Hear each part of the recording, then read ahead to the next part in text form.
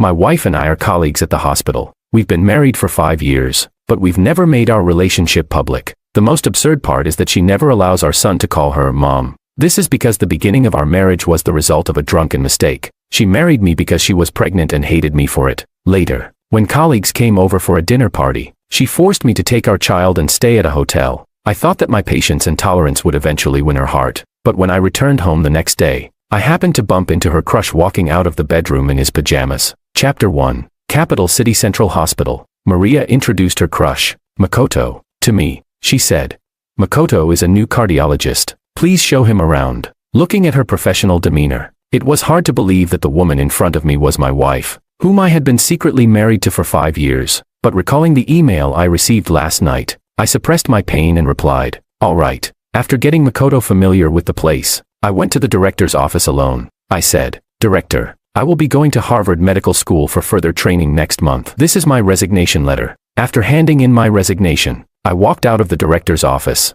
When I looked up, I saw Maria in her white coat rushing toward me. I instinctively stopped and froze for a moment. Maria was the youngest associate chief surgeon in cardiothoracic surgery. She was talented, beautiful, and well-liked by many in the hospital. As her junior, I had secretly admired her for years. At our alumni reunion 2 years after graduation, the two of us had a one-night stand, and I accidentally got her pregnant. We had to marry. I had hoped that after marriage, I could warm her cold heart, but an iceberg is always an iceberg. Maria never allowed us to publicly acknowledge our marriage. She even insisted that our son, David, call her aunt outside the house. At that moment, seeing her, I instinctively called out, "Maria." But Maria furrowed her brows and coldly responded, "Dr. Wong." Her formal, distant address reminded me it was work time, and we were just colleagues. My heart ached for a moment. I had wanted to talk to her about resigning, but she hurried past me without a word, heading towards Makoto, who was standing by the elevator, holding a medical file. Smiling at her,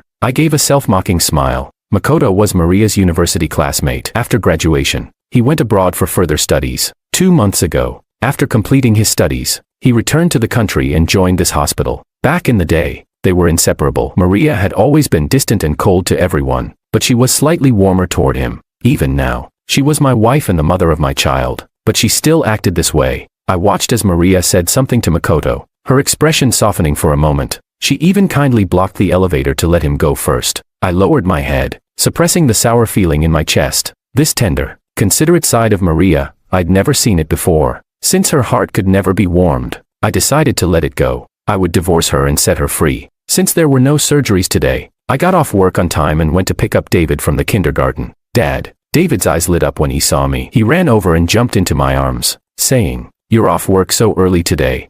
I smiled, infected by his joy, and said, "You really wanted to see Dad, huh?" David nodded eagerly and said, "Of course, I want Dad to come pick me up this early every day." Looking into his clear eyes, I felt a tight knot in my chest. I couldn't bring myself to say the promise I had been meaning to make. In the end, I could only ruffle his hair and say, "I'll try to pick you up early every day from now on." He replied, "Okay."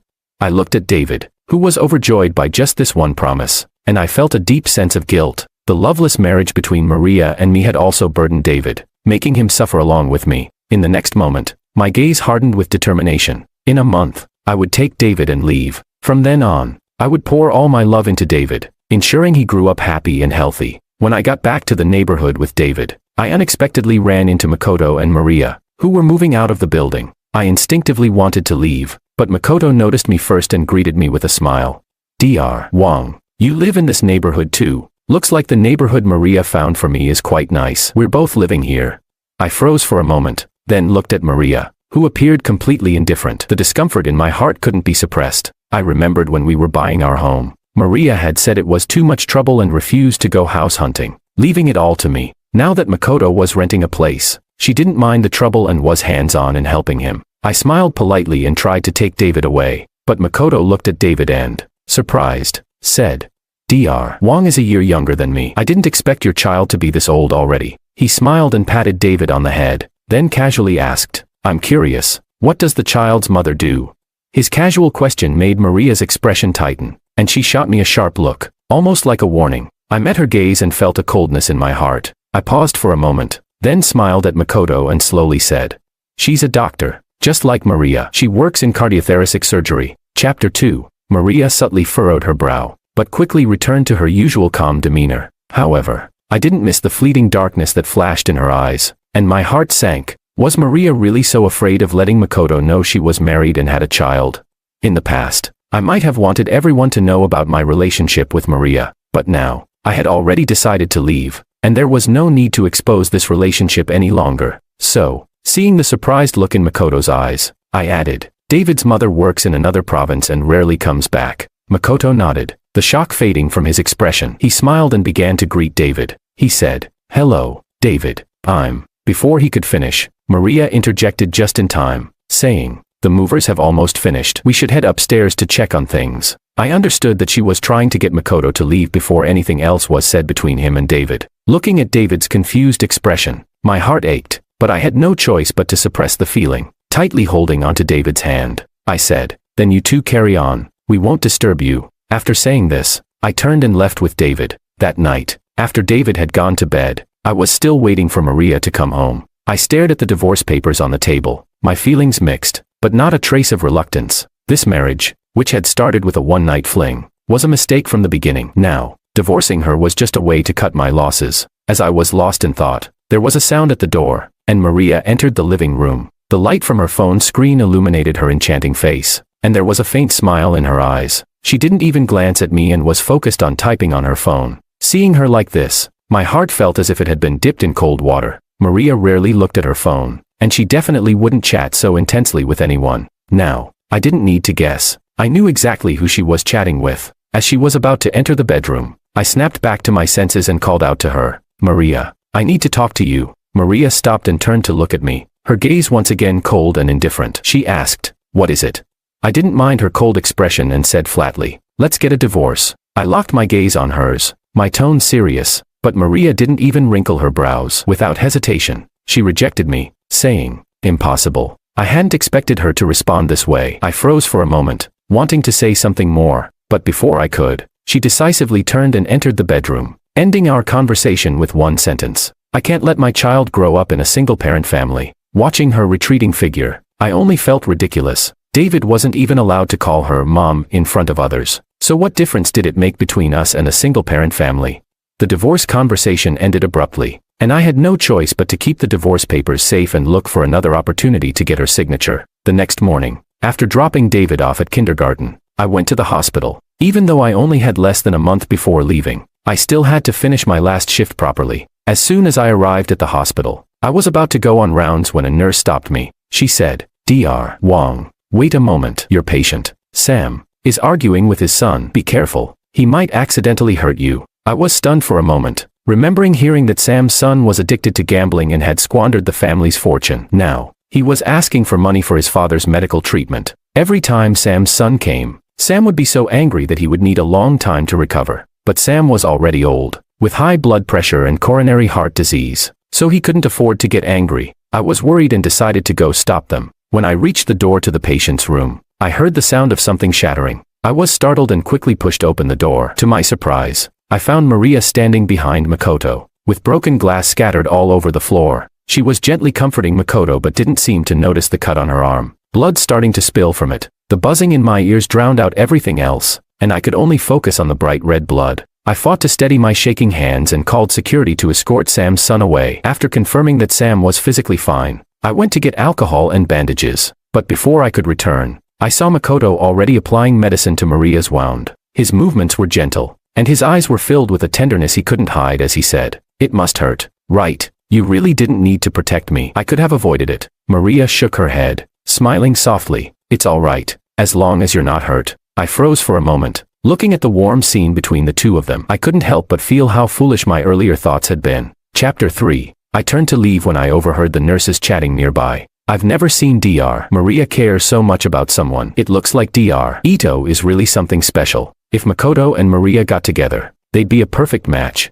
The words "perfect match" hit me like a sarcastic mockery of our past marriage. I froze in place, unable to move. No one knew that Maria was my wife, yet they praised her as a better match with another man. I was about to pretend I hadn't heard them and leave, but one of the nurses saw me and pulled me over, asking, "Dr. Wong, you heard that too, right? Aren't they a perfect match?" Under the gaze of all the nurses, I smiled and said, "Yes, they're indeed a perfect match." Just as I finished speaking, I heard Makoto's voice. He asked, "What do you mean by perfect match? What are you all talking about?" Looking toward the sound, I saw that both of them had already dressed their wounds and were walking toward us. I was about to change the subject, but the nurse spoke up first, jokingly saying, "Dr. Ito, we all think you and Maria are a perfect match. You two are made for each other." Upon hearing this, Maria's eyes darkened, and her brows furrowed. Makoto was stunned for a moment, then quickly waved his hands and said, "You're mistaken. Maria and I aren't." Maria, however, coldly interrupted, her gaze now filled with some reproach as she looked at me. She said, "Instead of discussing other people's private matters, shouldn't you all be focusing on calming down the patients and preventing such incidents from happening again?" Her words were harsh and left everyone's face pale. The atmosphere grew tense and awkward. I was speechless. She didn't care about these things. She just didn't want others gossiping about Makoto. I immediately understood her intentions, but seeing the way my colleagues were looking at me, I calmly responded, "Is this the reason Maria is so protective? Does she really have feelings for Dr. Ito? And we've hit the mark." As soon as the words left my mouth, I saw Maria's expression change. Makoto quickly denied it, saying, No, we're just classmates." I nodded and said, "Just a joke, don't mind it." After that, I made an excuse to leave, saying I had medical records to write and hurriedly walked away. It wasn't until I returned to my office, shut the door behind me, and let out a deep sigh that I finally relaxed. As I reflected on the shadow that passed over Maria's face when Makoto called them just classmates, I realized that over all these years, I wasn't the only one who had been pained by unrequited love. But then, as I remembered my plans to study abroad, I regained my composure. At least I had decided to leave. This drama was no longer mine to be a part of. That afternoon, I took the divorce papers to find Maria. I knocked on the door and found her watering a potted plant on the desk. Her expression was focused, serious. She wasn't tending to flowers. It looked more like a precise operation. I paused for a moment, feeling a little stunned. Maria had always disliked plants because they attracted insects, and she wouldn't even let David keep succulents. So why was she taking such great care of this one now? I furrowed my brow and saw a small sign hanging on the plant that read Ito. No wonder she was being so careful. It was a gift from Makoto. I couldn't help but feel speechless. I turned the divorce agreement to the final page, where she needed to sign, and handed it to her. I said, "Please sign this." Before I could finish my sentence, Maria's phone rang from the desk. I caught a quick glance at the name, Makoto, and saw her immediately answer the phone. Makoto's voice came through. "Maria, there's a patient with a tricky situation. Can you come help me take a look?" A trace of anxiety flashed across Maria's eyes. She immediately stood up and said, "Wait for me. I'll be right there." Without hanging up, she took the divorce papers from my hands, signed them without looking, and handed them back. She hurried out, still speaking to Makoto, reassuring him. I watched her quickly leave and looked at the beautifully written signature of Maria on the divorce agreement. A mixture of emotions filled me, but in the end, I only sighed in relief. It was finally over. Chapter 4. In the following days, I continued working normally, taking care of David, while also looking for a place to rent. After all, now that I was divorced from Maria, I needed to move out of the house. The day I finalized the rental for a new place, Maria suddenly knocked on my office door. "Do you have a moment?" I was a little puzzled. Maria rarely came to my office to avoid suspicion. Even when discussing work, she would always go to her own office. Why was she suddenly here today? I asked, "Is there something you need?" Looking at her, Maria closed the door behind her and said calmly, "One of our colleagues is coming over to my house for a celebration. You should leave work early, pack up, and take David somewhere else for the night." I was taken aback for a moment. So she came here just to get us out of the house, but that was still my home. Why should we hide just to maintain her image as a single woman? Were we really that shameful? I looked at her, but all I saw in her eyes was the usual cold indifference. The words I wanted to say got stuck in my throat, and I could only respond, "Got it." I had already planned to leave today, and I didn't want to get into any further arguments with her. With that thought, I added a tone of finality, saying, "I'll pack my things and leave with David. We won't bother you." After that, I didn't say another word and returned to reading the medical records. Maria's brows furrowed slightly. Sensing something was off, she parted her lips as if wanting to say something but held back, probably remembering that Makoto was waiting for her. She nodded and left without saying another word. That evening, I finished work early and went to pick up David from kindergarten. On the way home, I took his hand and said, "David, once we get home, pack your things, and then we'll go to a new place to live, okay?" David stopped in his tracks, looked at me for a moment, then suddenly asked, "Dad, did you and Mom get divorced?" I was stunned for a moment and squatted down to look into his eyes. I asked, "Why do you ask that, David?" David honestly replied. Luna's mom doesn't live with her dad anymore, and the teacher said that's called getting a divorce. He tilted his head and blinked his clear eyes. He said, Dad, did you get divorced from Mom? And that's why we're going to stay somewhere else? I hadn't expected him to be so perceptive. My heart clenched. I hesitated for a long time, carefully choosing my words before asking, if Dad and Mom got divorced, would you be sad? David's chubby little face scrunched up, and without thinking, he nodded. Yes. My heart sank, and guilt flooded over me. I had been so focused on leaving, but I hadn't considered how this would affect David. As I was lost in my thoughts, I heard David's sweet voice again. He said, because if Dad's sad, I'll be sad too. But if Dad isn't sad, then I won't be sad. His words were like the warm sun in spring, chasing away the guilt in my heart. I hugged David tightly. My voice choked as I said, Dad won't be sad as long as I have you. Dad will never be sad. David also reached out and hugged me. He said, I only want Dad. She doesn't let me call her Mom, so I don't want her. My heart felt bitter, knowing I hadn't been a good father before, but as I felt the warmth of his small body in my arms, and with only 10 days left before I could leave this place, a sense of comfort slowly filled me. I lifted David in my arms, a smile tugging at my lips, and said, all right, let's pack up and leave that place. We're going to our new home. David nodded excitedly. Yay, we're going to our new home. We packed our things and moved into the new rental. As soon as we arrived at the new house, I received a call from a colleague. Dr. Wong, we're having dinner at Dr. Ito's house tonight. Why aren't you here yet?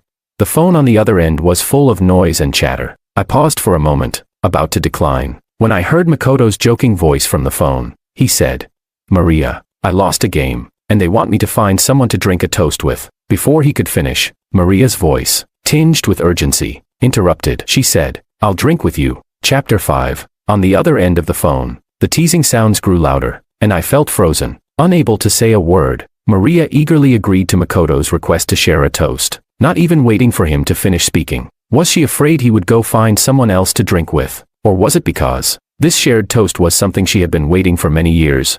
My thoughts froze, and I only snapped back to reality when a colleague spoke again. Dr. Wong, are you still listening? I'll send you the address. I came to my senses and replied dryly, something came up at home. I won't be coming. Enjoy yourselves. After hanging up, I stared at the darkened screen. My bitter and disheartened face reflected back at me. I sighed in silence. Maria and Makoto were having such a good time. What was the point of me getting involved and making things awkward?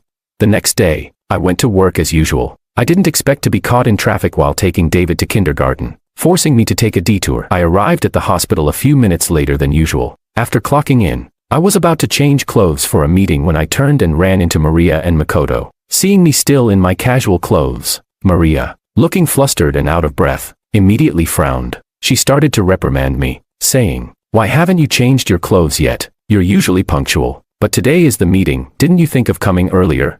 Her words reminded me of last night, and I felt a surge of frustration. I casually explained, I was taking the kid to school, and there was traffic. I was about to walk away to change, but Maria looked at my casual demeanor and furrowed her brow even more. Her voice grew colder. Don't use the child as an excuse. Your time management is the problem. If you had planned better, you wouldn't be running late. I stopped in my tracks. Her righteous tone only fueled my anger. I had always been the one to personally drop David off at school. Even if it meant working late or having surgery, I would ask a trusted parent to help. Maria had never once offered to help, so how dare she criticize me so self-righteously?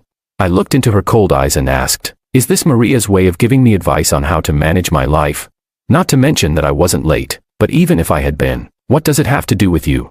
At my words, Maria's face darkened even more, and the air between us became thick with tension. Makoto quickly stepped in to smooth things over, his smile warm as he said, Dr. Wong, Maria understands how hard it is for you to raise a child alone. She might have spoken a bit harshly, so please don't take it personally. I was already angry, but hearing him call me Dr. Wong in that familiar tone only grated on my nerves. I couldn't help myself and snapped, Dr. Ito and Maria are so close, why bother coming to my department? Why not switch to the cardiothoracic department?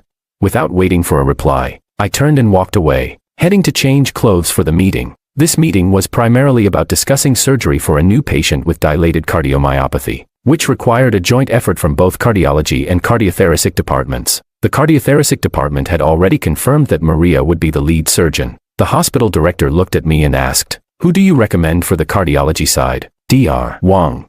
I hesitated for a moment, looking at the young doctors under my wing, but in the end, I decided that I should step up. I was about to leave soon, so it would be a good opportunity to do one last surgery and pass on some experience to these young doctors. I looked at the director and said, "I'll do it." The director nodded, about to make the announcement, when I noticed Maria's brow twitch slightly. Her cold voice cut through the air. "No." I was taken aback, looking at her in confusion. Maria's voice was icy as she added, "I don't think someone who is late to work can be counted on to perform rigorously in surgery. I don't agree with Dr. George being part of the operation." Her words sent a chill down my spine. I had been a doctor for so many years, and there had never been a mistake in any of my surgeries. Maria knew this. Why was she refusing to let me take part? My eyes darkened, and I was about to respond when Maria added, "I recommend Dr. Makoto as my assistant." Chapter 6. Maria spoke these words gently, looking at Makoto with eyes full of affection. My chest tightened, and the words I wanted to say caught in my throat. I understood now, Maria wasn't really concerned about my shortcomings. She just wanted to use this opportunity to give Makoto a chance to shine. I could feel the weight of everyone's eyes on me. She was willing to step on me to help Makoto climb higher. The director hesitated but ultimately agreed to Maria's request. After the meeting, the director asked me to stay behind. He said, "I know you mean well, wanting to give them an example to follow, but ultimately, experience is the best teacher. If we don't let them take the lead, how can they improve?" He patted me on the shoulder and said, "Now that you're leaving, Makoto is the most qualified to take over. He deserves a chance." I knew the director was right. Makoto was well versed in theory and had extensive clinical experience abroad. He had just returned and needed time to adjust. I sighed and nodded. "I understand." As I followed the director out of the conference room, I ran into Maria. She seemed to be waiting at the door. When she saw me talking to the director, she asked, "What did the director say?" I was still thinking about her words earlier and didn't want to respond. So I asked in return, "What do you need?" Maria seemed unconcerned by my lack of response and shifted her tone, speaking more gently. "I'm sorry. I shouldn't have undermined you in front of everyone at the meeting." I was taken aback. Over the years, Maria had always been indifferent to me, even when we had conflicts. I was the one who apologized first. Why was she apologizing now? Before I could answer, Maria's low voice came again. "The collaboration was my idea, not Makoto's. Don't make things difficult for him." At her words, I looked at Maria in shock. So she had apologized because she didn't want me to make things difficult for Makoto. I clenched my hands in my sleeves, feeling bitter and sad. Did Maria really think I was the kind of person who would mix personal feelings with professional duties? I opened my mouth but couldn't say a word. Maria, seeing my silence, assumed I was still angry and softened her tone further, saying, "It was my fault. Please don't be upset. Tonight, I'll pick you and David up to go home. Okay?" I looked at her impatience and heard her words, which seemed almost condescending, and my frustration grew. I couldn't breathe. I clenched my fists and said, "No, we won't be coming back." Maria furrowed her brow, thinking I was just saying it out of anger. She reflexively asked, "Where else would you go if you're not coming home?"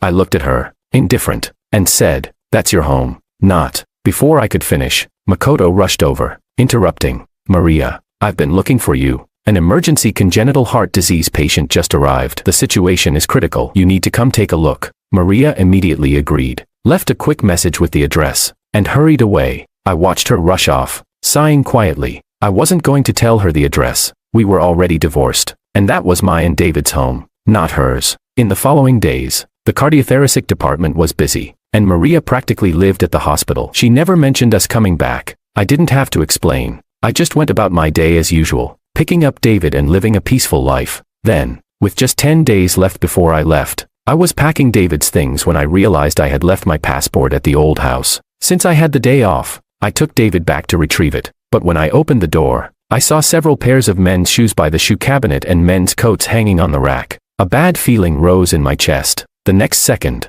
the bedroom door opened, and Makoto, in his pajamas, walked out, looking disoriented. He paused when he saw us and asked, "Dr. Wong, what are you doing here?"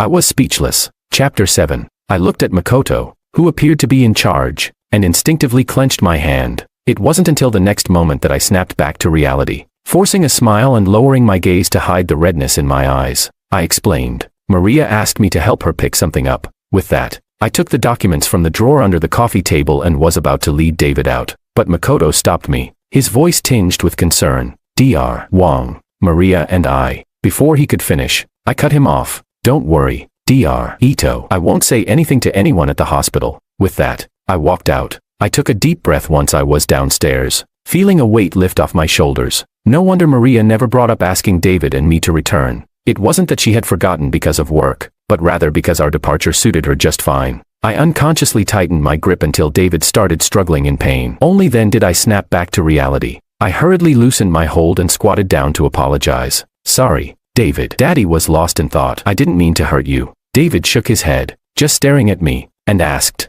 Dad, is that Mom's boyfriend? Is he going to be my new dad? Hearing his innocent words, my heart twisted with pain. I forced a smile and said, David, why would you think that? David, looking hurt, lowered his head and said, Luna's new mom lives with her and dad now, and sometimes she even picks her up from school. He frowned and threw himself into my arms, hugging me tightly, his voice fragile as he whispered, I don't want that man, I just want you, Daddy. His pure words made my heart ache, but also filled it with warmth. My throat tightened, and my voice trembled as I slowly embraced my little one tighter. I said, David, don't worry, there's no new daddy, just the two of us. I gently stroked David's head, my touch soft, both comforting him and steadying my own trembling heart. Tomorrow, I would go see the dean and apply to leave early. The cooling off period for the divorce was over, and I had my divorce certificate. There was no reason to stay in this city anymore. The next morning, I knocked on the dean's office door. I said, Dean, I'm applying to leave today and go to the US to settle down. The dean looked at my determined eyes and didn't stop me. He only said, the surgery for the heart enlargement patient is scheduled for today. If you have time, could you keep an eye on it? I was momentarily stunned, thinking about how Maria had once undermined me during a meeting, and my instinct was to refuse. But this was Makoto's first time in the operating room, and I couldn't rest easy about the patient's safety. So, I stopped hesitating, changed into my scrubs, and walked into the observation room. I watched Makoto's skilled movements, constantly monitoring the heart monitor and giving updates on the patient's condition. Quietly relieved, Makoto really was highly skilled. After I left, he would be able to carry the cardiology department on his shoulders. I could rest assured now. Once the worry lifted from my chest, I noticed the seamless cooperation between Maria and Makoto. It was as if the years Makoto had been gone were nothing but a distant illusion. They were as close as they had been in school, communicating with just a glance. I paused. If this had been before, I would have been overwhelmed with bitterness. But now, I simply turned my gaze away. Ever since I saw Makoto moving into Maria's house yesterday, I had stopped caring entirely. I was leaving anyway. What did it matter what Maria and Makoto were doing? After the surgery, I left first, changed, and headed back to my office to pack. Dr. Wong, a familiar voice called out, making me pause mid-step. I turned to see Maria, her brow furrowed. With a low, probing voice, she asked, Did you go home yesterday? Chapter 8. I found Maria's questioning tone somewhat amusing. That place had been my home for 5 years. Did I really need to report back to her every time I went there? But I couldn't be bothered to engage in a lengthy conversation with her, so I swallowed my sharp retort, nodded, and said, just going back to grab something. My cold and indifferent response only made Maria furrow her brows deeper, and a strange feeling rose in my chest. If this were before, I would have been furious to see someone else in my home and would have confronted her immediately. Why was I so calm now? But after a brief hesitation, she finally explained. Makoto's house had some plumbing issues, so I let him stay here temporarily. I looked at her, noticing the flicker in her eyes, and instantly knew her words didn't ring true. If he were just staying here temporarily, why was he in the master bedroom and not the guest room?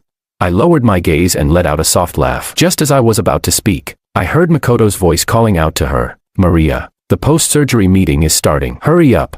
Maria immediately shifted her attention, nodded, and without waiting for me to respond, continued giving instructions. You and David stay here for 3 more days. Makoto will leave after that, and I'll come to pick you both up. With that, she didn't wait for my reply and hurried into the meeting room. I watched her disappear into the hallway, and after a long while, I sighed, letting out the breath I had been holding. Maria wouldn't be able to find us. I had already changed my flight, and tomorrow, David and I would fly to Boston, USA. I pulled my gaze away and, with no lingering attachment, walked back to my office to pack my things. A number of familiar doctors and nurses were surprised to hear that I was leaving. They asked, why so suddenly? You're off to study in the US. We didn't even hear a word about it. I smiled at their curious expressions and casually replied, David's mother is going to the US for work, and I'm planning to further my studies, so I'll go with her. I can't let my child be separated from his mother for too long. They nodded in understanding, some expressing regret. That makes sense. It's tough for the child, but you have to do what's best for him. I smiled faintly, then changed the topic. This potted succulent is for the head nurse. She's been under a lot of pressure,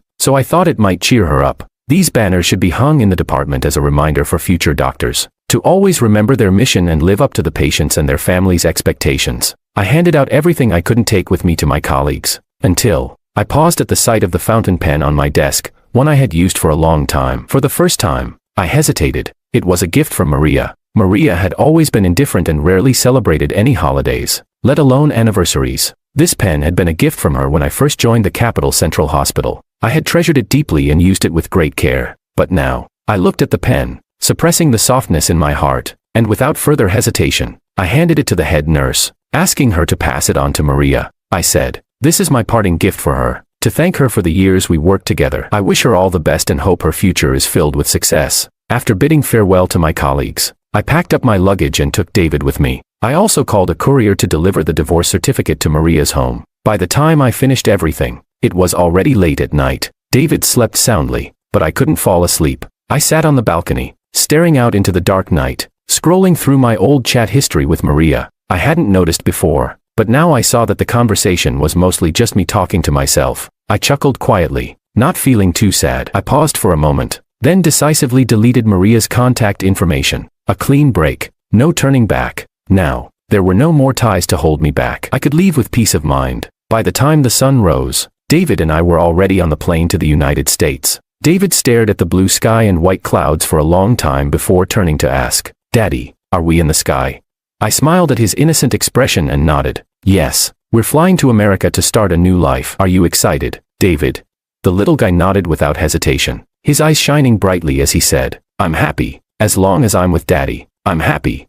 I couldn't help but ruffle his hair, my voice soft as I replied, "Daddy's happy too. As long as I'm with David, Daddy's happy." As soon as I finished speaking, the plane broke through the clouds, and the bright sunlight immediately filled the cabin. I felt the warmth of the sunlight on my face, as though a surge of strength had filled my body. It was as if all the confusion and pain had come to an end in that moment. The future was bright, full of possibilities. Chapter 9. On the other side, Maria had just returned to her office after getting off the operating table. There were several missed calls on her phone. She hesitated for a moment, about to call back, when Makoto knocked on the door. He said, "Maria, thanks for letting me stay these days. The house repairs are done ahead of schedule. I moved my things out at noon. You don't have to sleep in the office anymore. You can finally go home and get a good night's sleep." He flashed a bright smile and took a potted succulent from behind his back, placing it on Maria's desk. "Here, this is a little gift to thank you." Maria pursed her lips, instinctively wanting to refuse, but looking at the small, delicate succulent,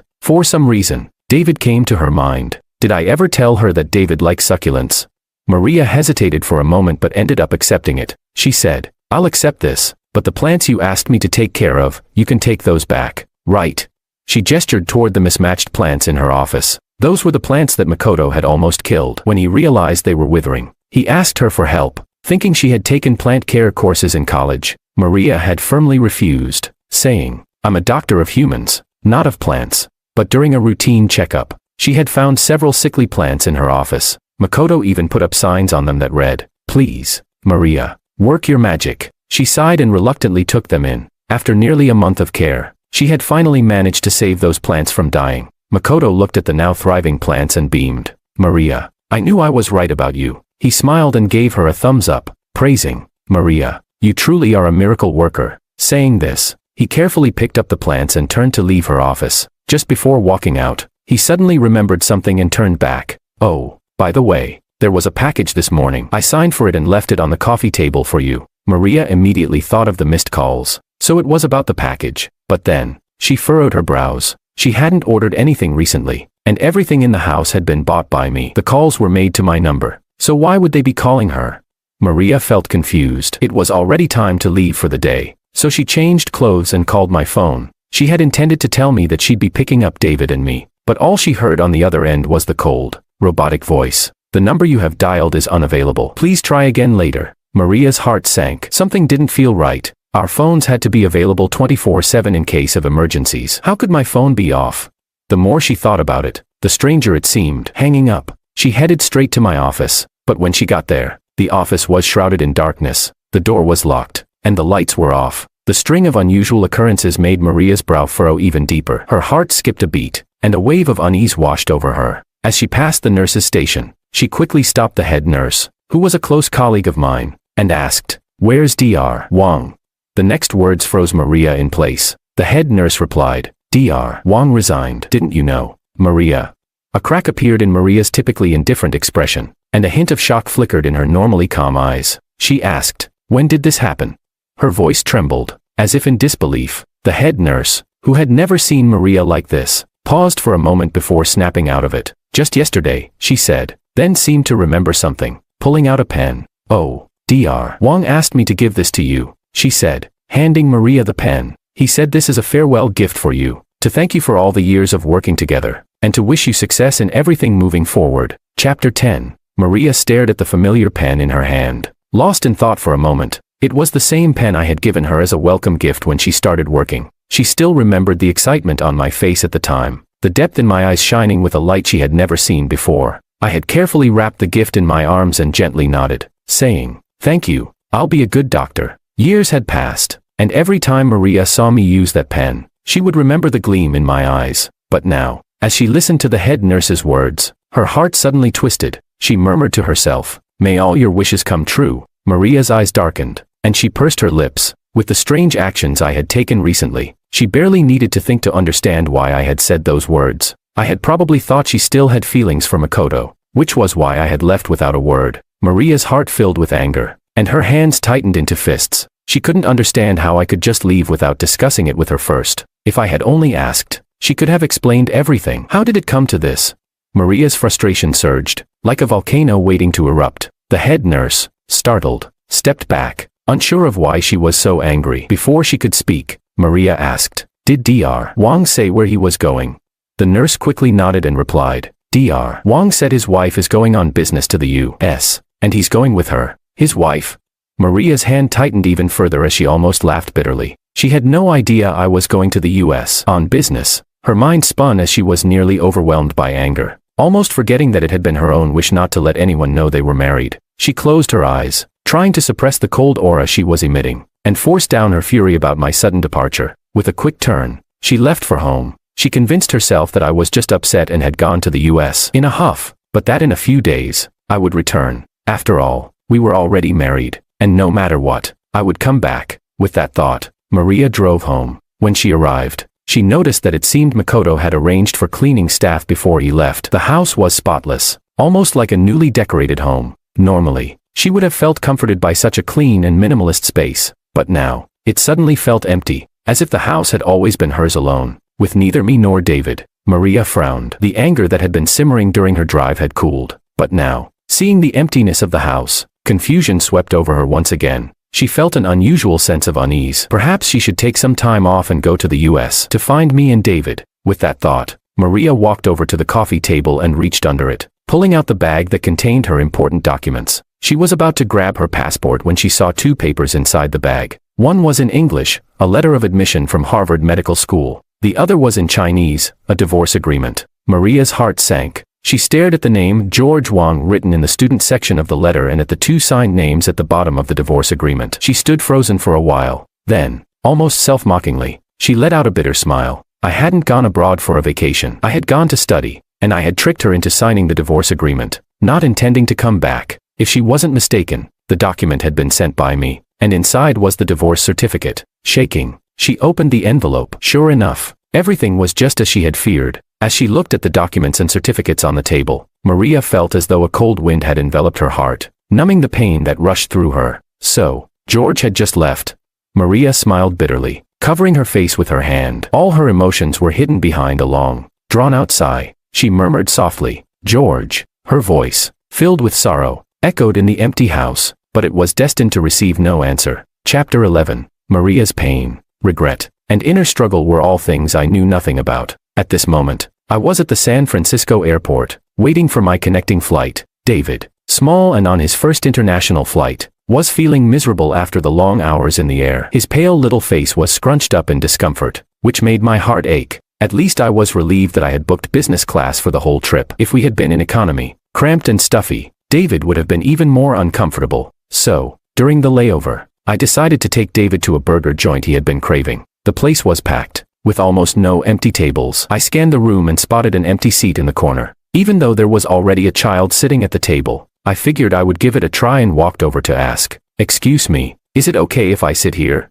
Before I could finish my sentence, the person across from me looked up. That's when I saw the golden hair beneath her hoodie and her amber-colored eyes. The girl had fair skin and facial features so striking she seemed like she might be of mixed descent. I froze for a moment, thinking that this seat was probably taken by her family, and I was about to apologize and leave, but she met my gaze and, with a distant expression, nodded slightly. I quickly thanked her and sat down with David, though the girl seemed aloof. Her body language suggested she was not entirely unfriendly. I briefly entertained the thought, but soon dismissed it. I placed our order, and watched as David eagerly devoured his burger, looking more like himself again, his energy returning. That eased some of the guilt I had felt for putting him through the long, bumpy flight. At least he seemed better now, and that took a load off my conscience. I wiped the ketchup off his face, and was about to turn back to my meal when I noticed the girl was watching us. I blinked in surprise, meeting her gaze. I asked, "Is something wrong?" She shook her head, offering no reply, instead grabbing a napkin to wipe her nose before quickly turning her gaze elsewhere. I didn't think much of it. Her brief glance seemed tinged with a faint sadness, but there was no malice in it. It seemed more like a nostalgic feeling. I couldn't help but wonder if it was seeing how David and I were together that made her miss her own parents. I glanced at her again, sitting alone in the crowded restaurant, isolated from the surrounding bustle. My heart softened unexpectedly. Ever since becoming a father, I found myself paying more attention to children around me. While I was lost in thought, David suddenly stopped eating and exclaimed in surprise, snapping me back to reality. "Dad, look at her." I turned and saw the girl's face flush red, her brows furrowed, and her chest heaving as she struggled to breathe. It was asthma. I immediately felt a jolt of panic. The girl was struggling to reach her bag on the suitcase. Without thinking, I stood up and quickly opened the bag to retrieve the medication. It took no more than 5 seconds. I watched as the girl used the inhaler, her breathing gradually returning to normal. Only then did I feel my heart relax. I asked David to get a paper cup, and I poured her some water. I said, "After using the inhaler, be sure to rinse your mouth to avoid side effects." The girl looked at me quietly, then nodded seriously, taking the water from my hands. Seeing that she was okay now, and that David had finished his meal, I noticed it was almost time for our flight. I planned to leave, but just as I was about to stand, the girl stopped me, writing something in my palm. "Thank you." I froze. Not only was I surprised that she couldn't speak, but I was also shocked to see that she had written 2 Chinese characters. So, she was Chinese. I clenched my fist, suddenly feeling a little embarrassed about the English I had spoken earlier. It was oddly amusing to me now. I smiled to myself, shaking my head and replying, "It's nothing. Meeting like this is fate. If it's meant to be, we'll meet again." With that, I turned and left. I thought nothing more of it, treating it as a minor encounter. But fate, it seemed, had other plans. In the cabin, I saw the same golden-haired girl again. Chapter 12. It was the flight attendant who asked me during boarding if the seat next to me was for an unaccompanied minor. She asked if I was okay with it, and if not, she would try to arrange a different seat for me. I shook my head and said I didn't mind. The next moment, I saw the golden-haired girl walking into the cabin. When she saw me, her eyes lit up for a moment, and she gave me a small nod as a greeting. Then, guided by the flight attendant, she sat down next to me. I smiled to myself, thinking how funny this coincidence was. We had just been at the same table in the restaurant, and now we were sitting next to each other. Just as I was marveling at how fate works, David tugged at my sleeve and whispered, "Dad, is this the little girl who's sitting alone on the plane?" This was the explanation I had just given David about unaccompanied minors. I glanced at the golden-haired girl, who seemed not to hear him, and sighed in relief. I answered David, "Yes, she's flying alone. Isn't that impressive?" At this age, children tend to be strong, and I didn't want David to feel sorry for her or hurt her pride. Besides, I didn't think it was something to pity. She was clearly capable and independent. David nodded enthusiastically, looking at the girl with admiration. "Wow, that's so cool." He then rummaged through his little bag and pulled out a packet of candy, offering it to the girl. "Here, sister, have some candy." This was David's favorite candy, and he only shared it with people he liked. The girl looked at the candy that had suddenly appeared in front of her, then turned to look at David. Their eyes met, bright and sincere, and she paused for a moment. I quietly observed the interaction between the 2 children without intervening. After a brief hesitation, the girl accepted the candy. David's face lit up with a big smile. "Since you took my candy, we're friends now. You have to teach me how to fly alone. I want to be as cool as you." The girl lowered her gaze, as if a little embarrassed by his words. Before David could say more, I quickly interrupted, worried that his enthusiasm might bother her. "The plane's about to take off. Let's sit properly." The hours of flight passed quickly. I kept an eye on David, but I also found myself distracted by the golden-haired girl. She was very well behaved, listening to music with her headphones on, quietly writing and drawing in her notebook. I had been concerned about her asthma, but it seemed she hadn't had any problems. By the time we arrived in Boston, it was already the afternoon in the US. After picking up our checked luggage, I was about to say goodbye to the girl when I saw David holding her hand. Unwilling to let go, he asked, "Sister, I still don't know your name." For some reason, David seemed very attached to her. I was about to tell David to let go when the girl smiled. Her usual distant demeanor softened, and for a moment, she seemed more like a child. She crouched down and handed me a note. She seemed to worry that David wouldn't understand, so she asked me to read it out loud. Anna Lou. I read the name slowly. David repeated it, then smiled and said, "Then I'll call you Anna from now on." Before he could finish, a deep voice suddenly called out, "Anna." Chapter 13. I froze for a moment, watching as Anna paused and turned toward the source of the voice. A woman in a white dress appeared, tall and slender with delicate features. Her demeanor was warm, yet there was a trace of coldness about her, much like Anna. She walked gracefully toward us, gently taking Anna's luggage. "Thank you for not being late. I've been waiting for you since the meeting ended." Anna looked up at her and nodded slightly, revealing a hint of childish innocence. I assumed the woman was Anna's mother, given their striking resemblance, and I nodded in acknowledgement. I then turned to David and said, "Anna's family is here to pick her up. Say goodbye to her now." David bit his lip, his eyes full of reluctance. He stared at Anna for a long time before finally managing to say, "Goodbye, sister." Anna hesitated for a moment, then took out the notebook she had been writing and drawing in during the flight. She tore off 2 pages and handed them to David. She looked at the woman beside her and gestured with sign language,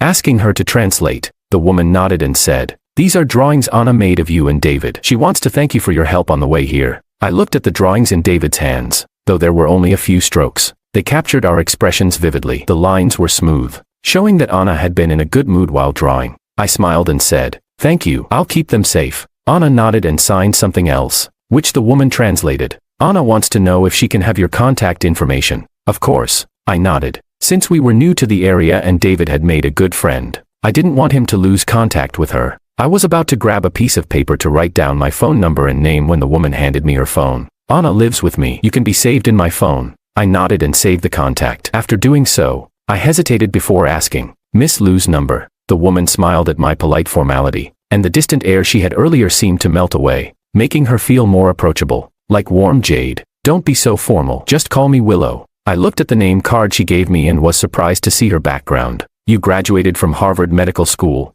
Willow nodded, surprised by my reaction. "Why?" she asked. I smiled, feeling the coincidence of the situation. "I'm a new student at the medical school." Our eyes met, and we both couldn't help but laugh. "Well, that's truly a coincidence," she said. Willow's smile was warm, and her aloofness seemed to melt away. She asked, "Where are you heading? Let me give you a ride." Anna raised an eyebrow at this, a thoughtful expression flickering in her eyes. I was about to politely refuse, not wanting to trouble them, when David tugged at my sleeve. With his big, pleading eyes, he looked up at me and said, "I want to spend more time with Anna." I froze, feeling awkward, but Anna, without a word, took David's hand and led him away, effectively blocking my refusal. Willow laughed softly, reaching for my luggage. I rarely see Anna so proactive. "Let me give you a ride as a thank you for taking care of her." I reluctantly agreed. Looking at the orange-red sky outside the airport, I felt a little of the travel fatigue lift. The start of this new life didn't seem so bad after all. Chapter 14.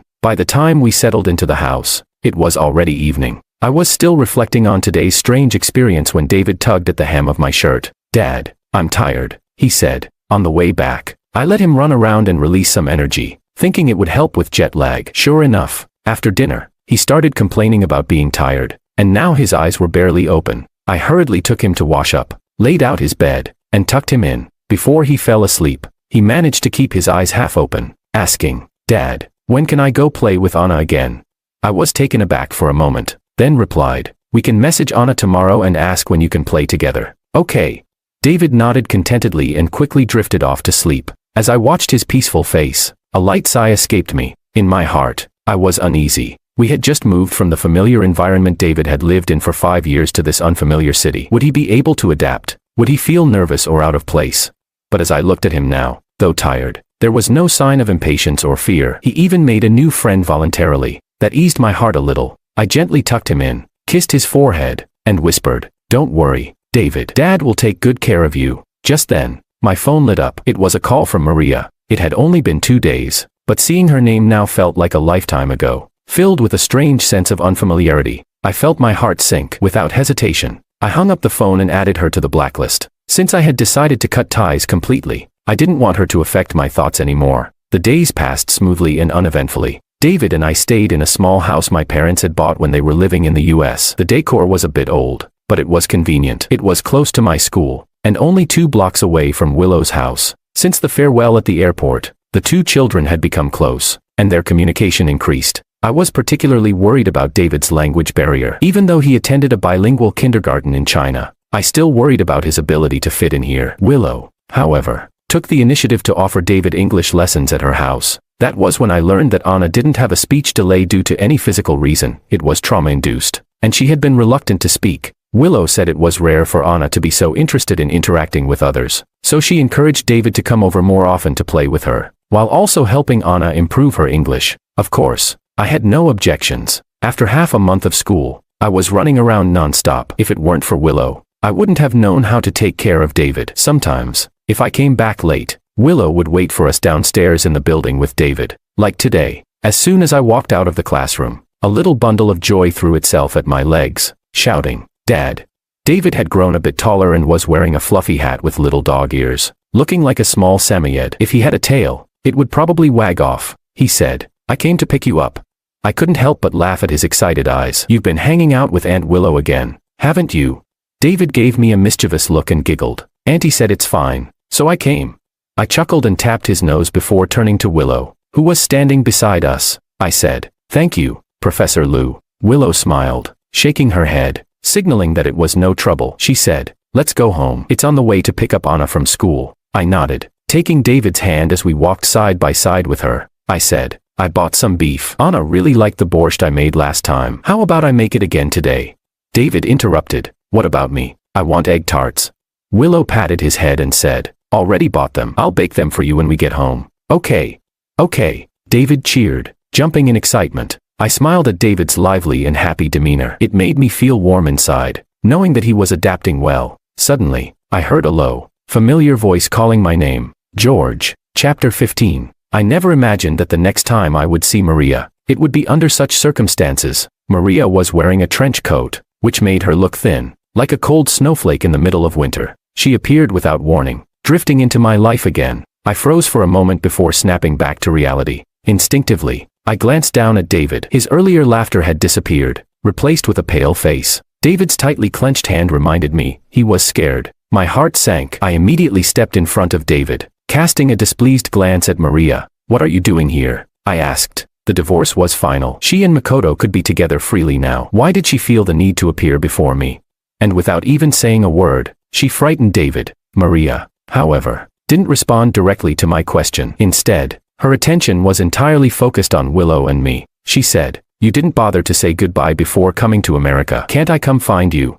Maria's clenched hand in her coat sleeve and her brooding gaze fixed on Willow made it clear, had I really moved on so quickly? Was Willow the reason I had taken David to America?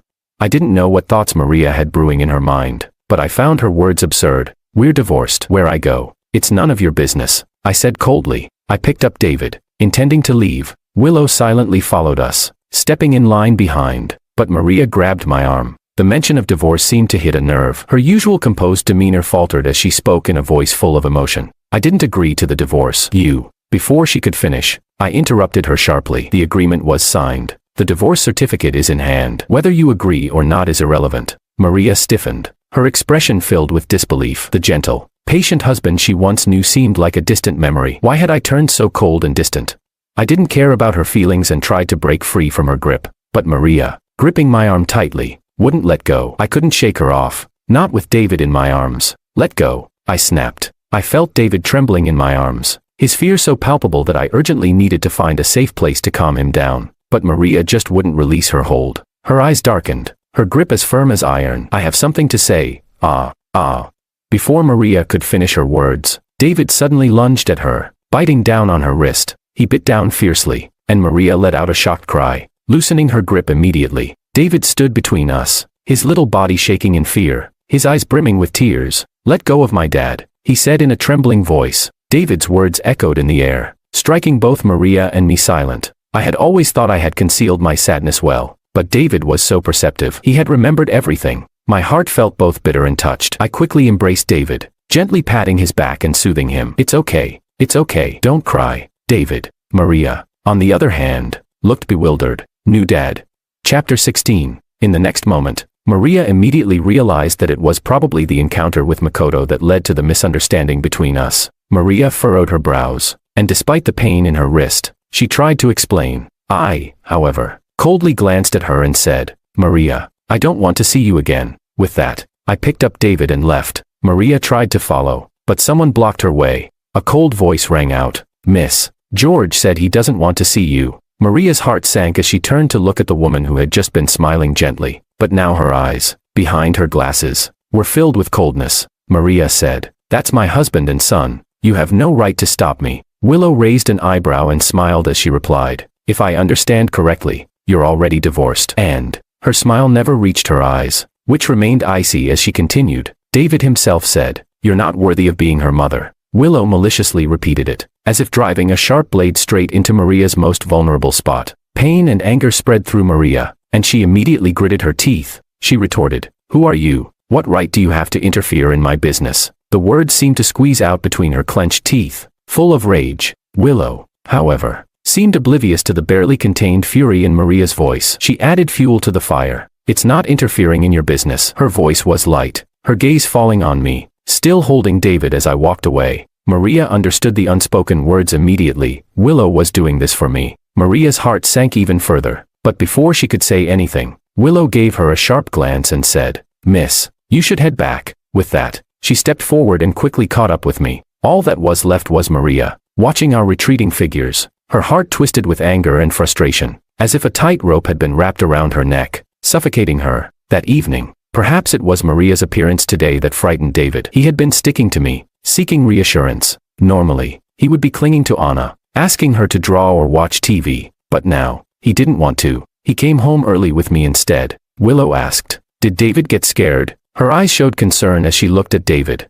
who was still tightly holding on to me. She didn't ask any more questions, only seeing us off at the door, saying thoughtfully, If you need any help, just let me know. I'm always available. I gave her a grateful smile, nodded, and went inside. As soon as we entered the house, I was about to set David down. I had planned to say something, but David wouldn't let me leave. Clutching the hem of my shirt, he didn't say anything, just looked at me with his big, clear eyes. Those eyes were so pure and sincere, as if all his thoughts and attention were on me alone. Anyone would feel their heart soften looking at him. The words I had planned to say caught in my throat under his eager gaze. Looking at David, who seemed so insecure, I realized that Maria's sudden appearance today had deeply affected him. I knew that David was mature for his age. Even though he had known for a long time that I was upset because of Maria, he had been holding it in, not saying anything. As long as I was happy, he would endure the discomfort. Once I realized this, my heart ached even more. It was my fault that David, at such a young age, had to endure so much. Filled with guilt, I couldn't help but sigh softly and ask, David, do you not like her? I didn't say who she was, but David understood. He buried his soft face in my neck, his long eyelashes trembling before dropping, and quietly said, I don't like her. I pressed on. Is it because she doesn't let you call her mom? David trembled slightly, his voice shaky as he clung to me even tighter. When she came, I wanted to leave. I don't want to leave, Daddy. Chapter 17. Hearing David's words, I froze for a moment. I had never mentioned anything about sending him away in front of David. Why would he think that? Just as I was about to ask, David trembled even more, his voice tinged with a hint of crying. He said, Luna said after you and Mom get divorced, we'll take turns living in both houses. I don't want to go back. I don't want to leave, Daddy. Feeling the small body in my arms shake, I quickly held him tighter and comforted him. It's okay. David won't go anywhere. His choked sobs felt like a sword piercing my heart. A sour, painful sensation filled my chest, and a bitter taste spread through my heart. So, this was what David was afraid of. Feeling the wetness on my neck, I pulled back slightly and wiped away the sparkling tears from David's face. My gentle hand, filled with reassurance, softly patted his back, stroking it slowly. I said, Daddy won't let her take you away. My voice was firm, like an unmovable mountain. The words weren't just comfort, they felt like a promise. He said, David will always stay with Daddy. His soft voice echoed in the room, stopping David's tears and calming my heart. I gently wiped away the last of David's tears from his face, his eyes now clear. The next afternoon,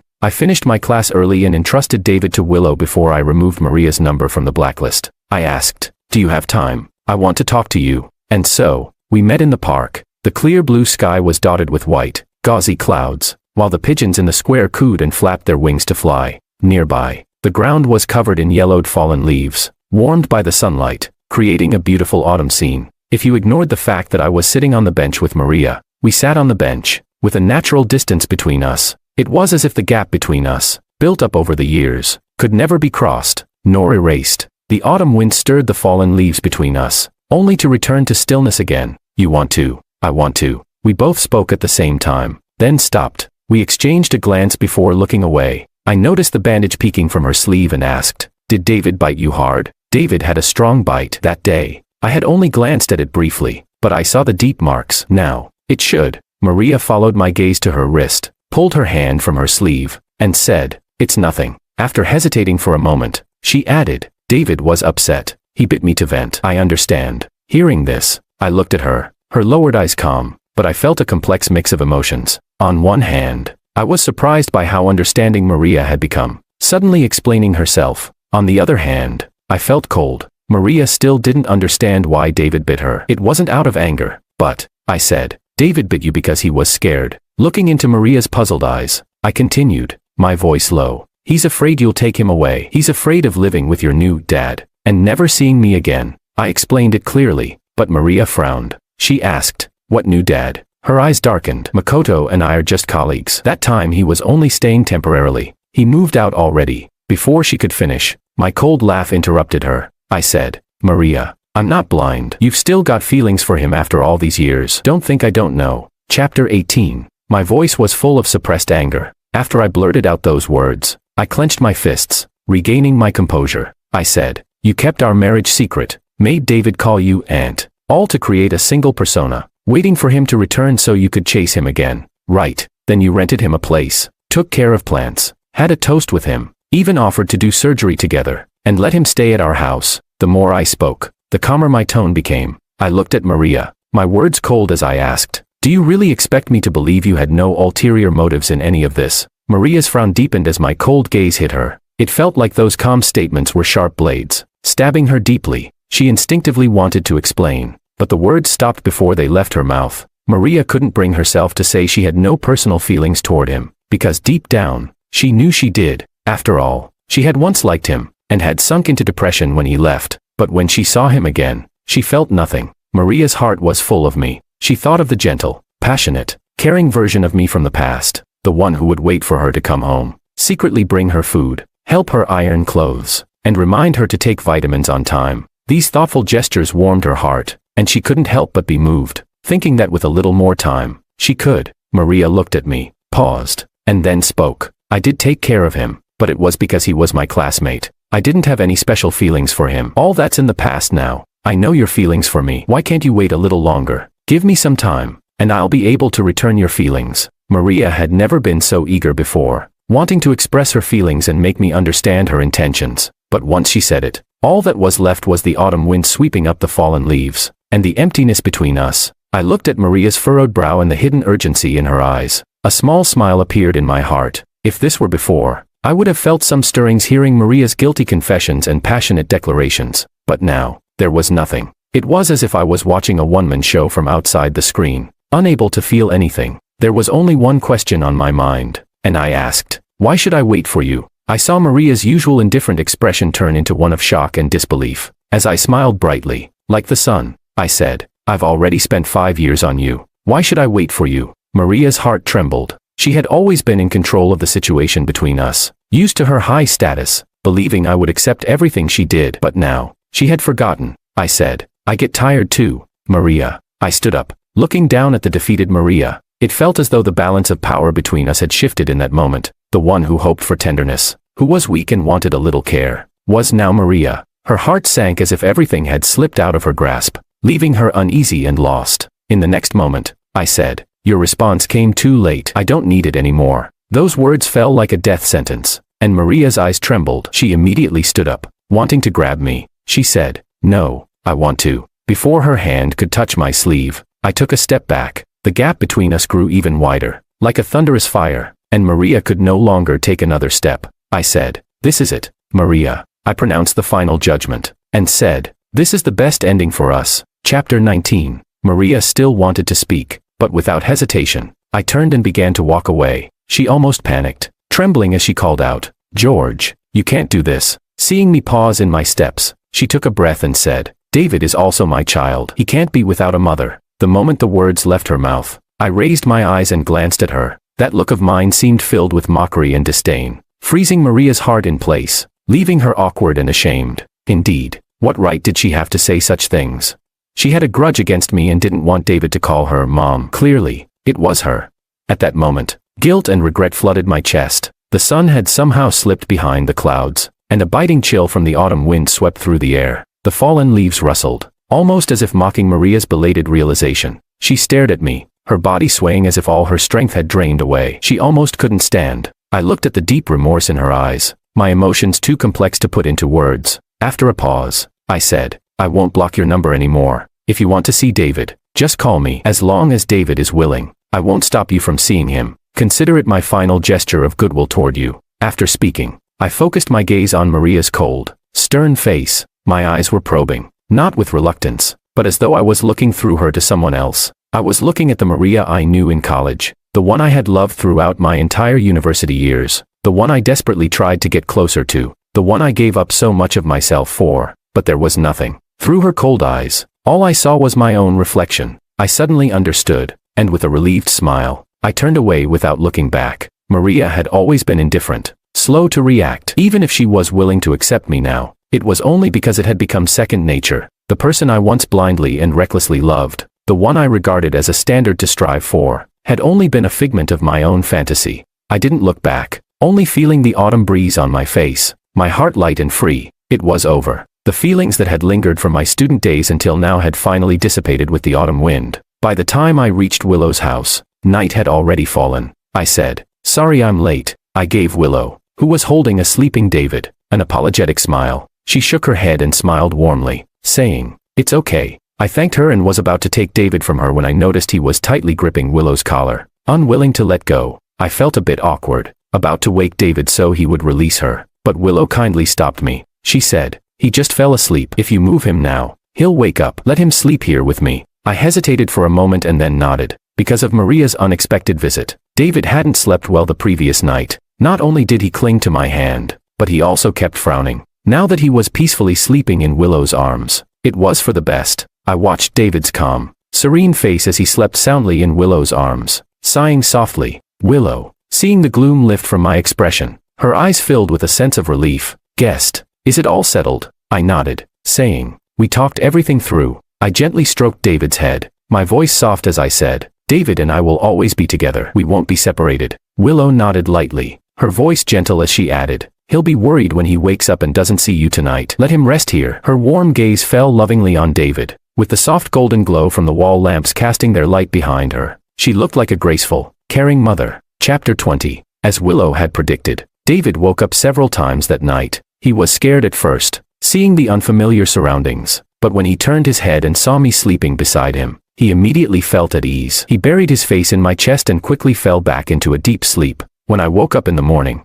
I found David in my arms. His small body was curled up like a shrimp, his hand resting on mine, sleeping as soundly as a little baby. I couldn't help but laugh quietly. I had intended to let him sleep longer, but my arm, which had gone numb from the awkward position, urged me to get up. After I finished washing up and came out, Willow was already awake. "Good morning," she said, handing me a cup of milk. I massaged my arm, smiling as I replied, "Good morning." The cup of milk was warm to the touch, and for a moment, I paused. I chuckled and said, "After being in the US for so long, I'm getting used to drinking ice water." My voice was lighthearted, and I took a sip of the milk. The warm liquid flowed through me, comforting my body in a way that made me feel nourished. Willow smiled at my comment but then glanced down at my other arm. She asked with concern, "Does your arm hurt?" I hadn't expected her to notice such a small detail, so I didn't hide anything. I nodded and said, "It's a bit numb from being pressed all night." I spoke casually, not overly concerned. It was just the usual numbness and pain from not moving for too long,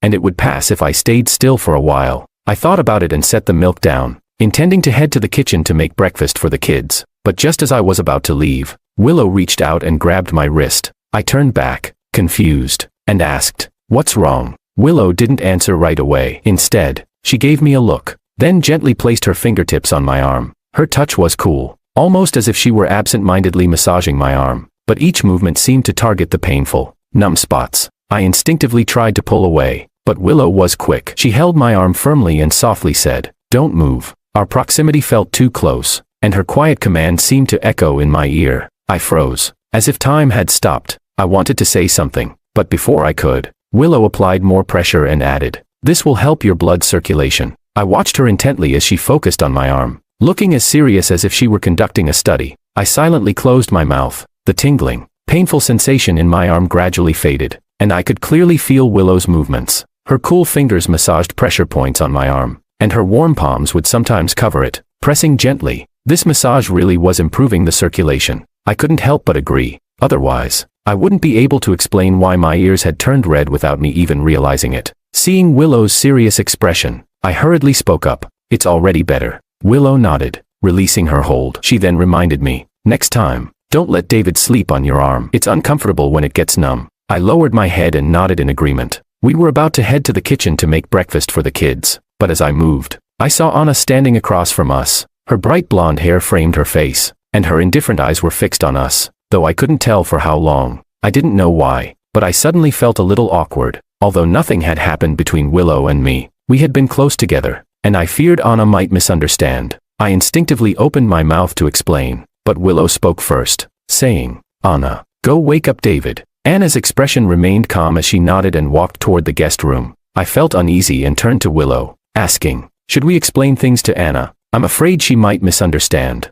Willow asked, "Misunderstand what?" She seemed confused. I hastily replied, "She saw her mother so close to a man. What if she thinks too much about it?" At that, Willow furrowed her brows slightly, her expression puzzled. She asked, "When did I say I'm Anna's mother?" Chapter 21. It wasn't until breakfast was finished that I snapped out of my shock and came to a realization. Willow was Anna's aunt. Anna's silence wasn't because she couldn't speak, it was because she had witnessed the tragic deaths of her parents and younger brother in a fire, leaving her with post-traumatic stress, which had robbed her of her voice. I only then understood. After spending so much time with Willow, I had never once asked about her relationship with Anna. I had just assumed they were mother and daughter. I had seen how Willow single-handedly raised Anna and her brother, always so considerate, never mentioning her partner. It turned out I had been overthinking things. I couldn't help but laugh at myself for being so naive. At that moment, I was on my way home. Willow was taking Anna to her art class, and since it was on the way, we were walking together. When she saw me laughing, she asked, "What's so funny?" I shook my head, brushing away my previous thoughts. I glanced at the two children ahead, playing and chasing each other on their skateboards,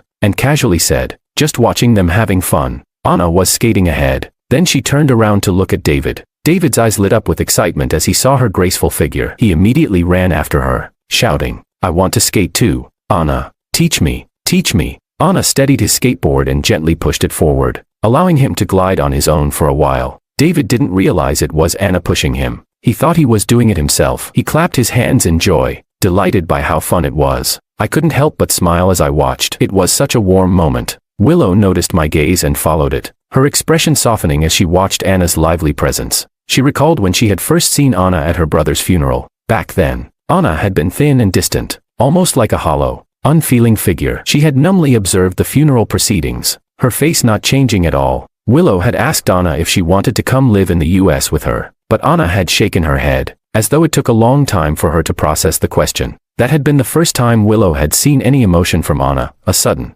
unanticipated tear running down her face as she gazed at the photo of her family on the memorial table. Willow's heart had clenched. She had gently wiped the tear away. She had known then that Anna couldn't bear to leave, so Willow hadn't insisted on bringing Anna with her right away. Instead, she let her stay with relatives on her father's side. Despite her busy schedule, Willow made sure to visit every month, but last month, when her relatives had twins, they simply no longer had the capacity to care for Anna. That's when Willow had bought the ticket to bring Anna back. However, she couldn't fly herself and was unable to accompany her. The relatives, too, were unwilling to go through the trouble of escorting Anna, so she had to book an unaccompanied minor ticket for Anna. It was a strange coincidence that she ended up meeting me and David. Willow smiled as she watched Anna play happily with David. She had once worried that Anna might feel lonely, being raised by just her, a solitary life, but now, she no longer had that worry. Pulling herself from the memories, She noticed that the two children had stopped their playful chase. We had arrived at my house. Anna waved goodbye to David, clutching her skateboard, and Willow also said her goodbyes to me. As soon as David and I got inside and I had taken off my coat, we heard a knock at the door. David rushed to open it, excitedly saying, "It's definitely Anna. She must miss me.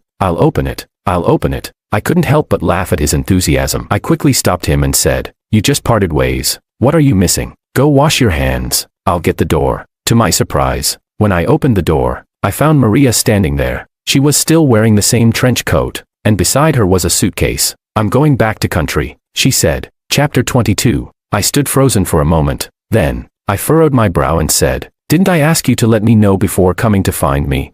I didn't even want to imagine what would have happened if David had opened the door. If he had suddenly seen Maria, he would have been terrified. Looking at Maria now, I turned and called out, "I'm going to pick up a package." I quickly stepped outside, making sure to close the door behind me. Maria stood there, watching me with a look of reproach. Her hand, resting on her suitcase, tightened and loosened. Her emotions complicated and conflicted. Her own son was so terrified of her to this extent. Maria's heart quivered. She suppressed the bitter feeling rising inside her and said, "I'm sorry. I was passing by on the way to the airport. I just wanted to say goodbye. I'll let you know next time." Was that really Maria speaking?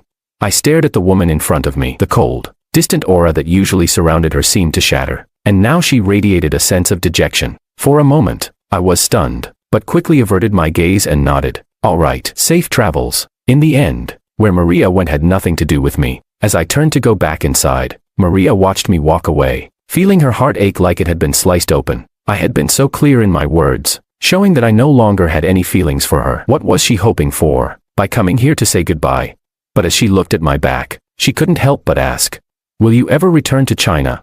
I paused in my steps, turned to look at her, and through her earnest eyes, I found myself nodding. This was, after all, a foreign land. I would certainly return to China to live in the future. Maria's eyes lit up, as if a spark of hope had ignited within her. She bit her lip, seemingly wanting to say something more, but I cut her off. I said, "Even if I return to China, I might not go back to the capital." Maria froze for a moment. Her eyes dimmed slightly, but the hope didn't fade entirely. She simply said, "No matter where you are, I'll wait for you to come back." I frowned at her words, wanting to say something else, but just then, I heard David's voice from inside. "Dad, what did you buy?"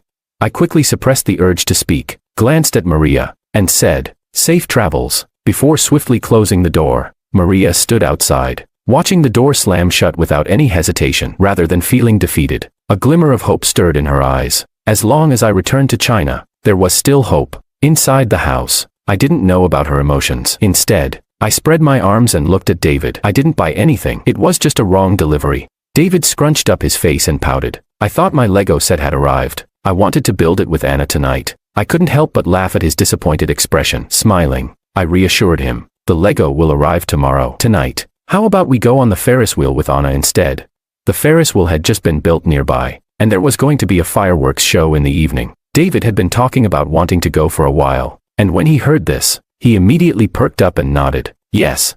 In the evening, Willow and I stood, watching the brightly lit, bustling amusement park, and stopped in our tracks. I stared blankly at the long line for the Ferris wheel, sighing.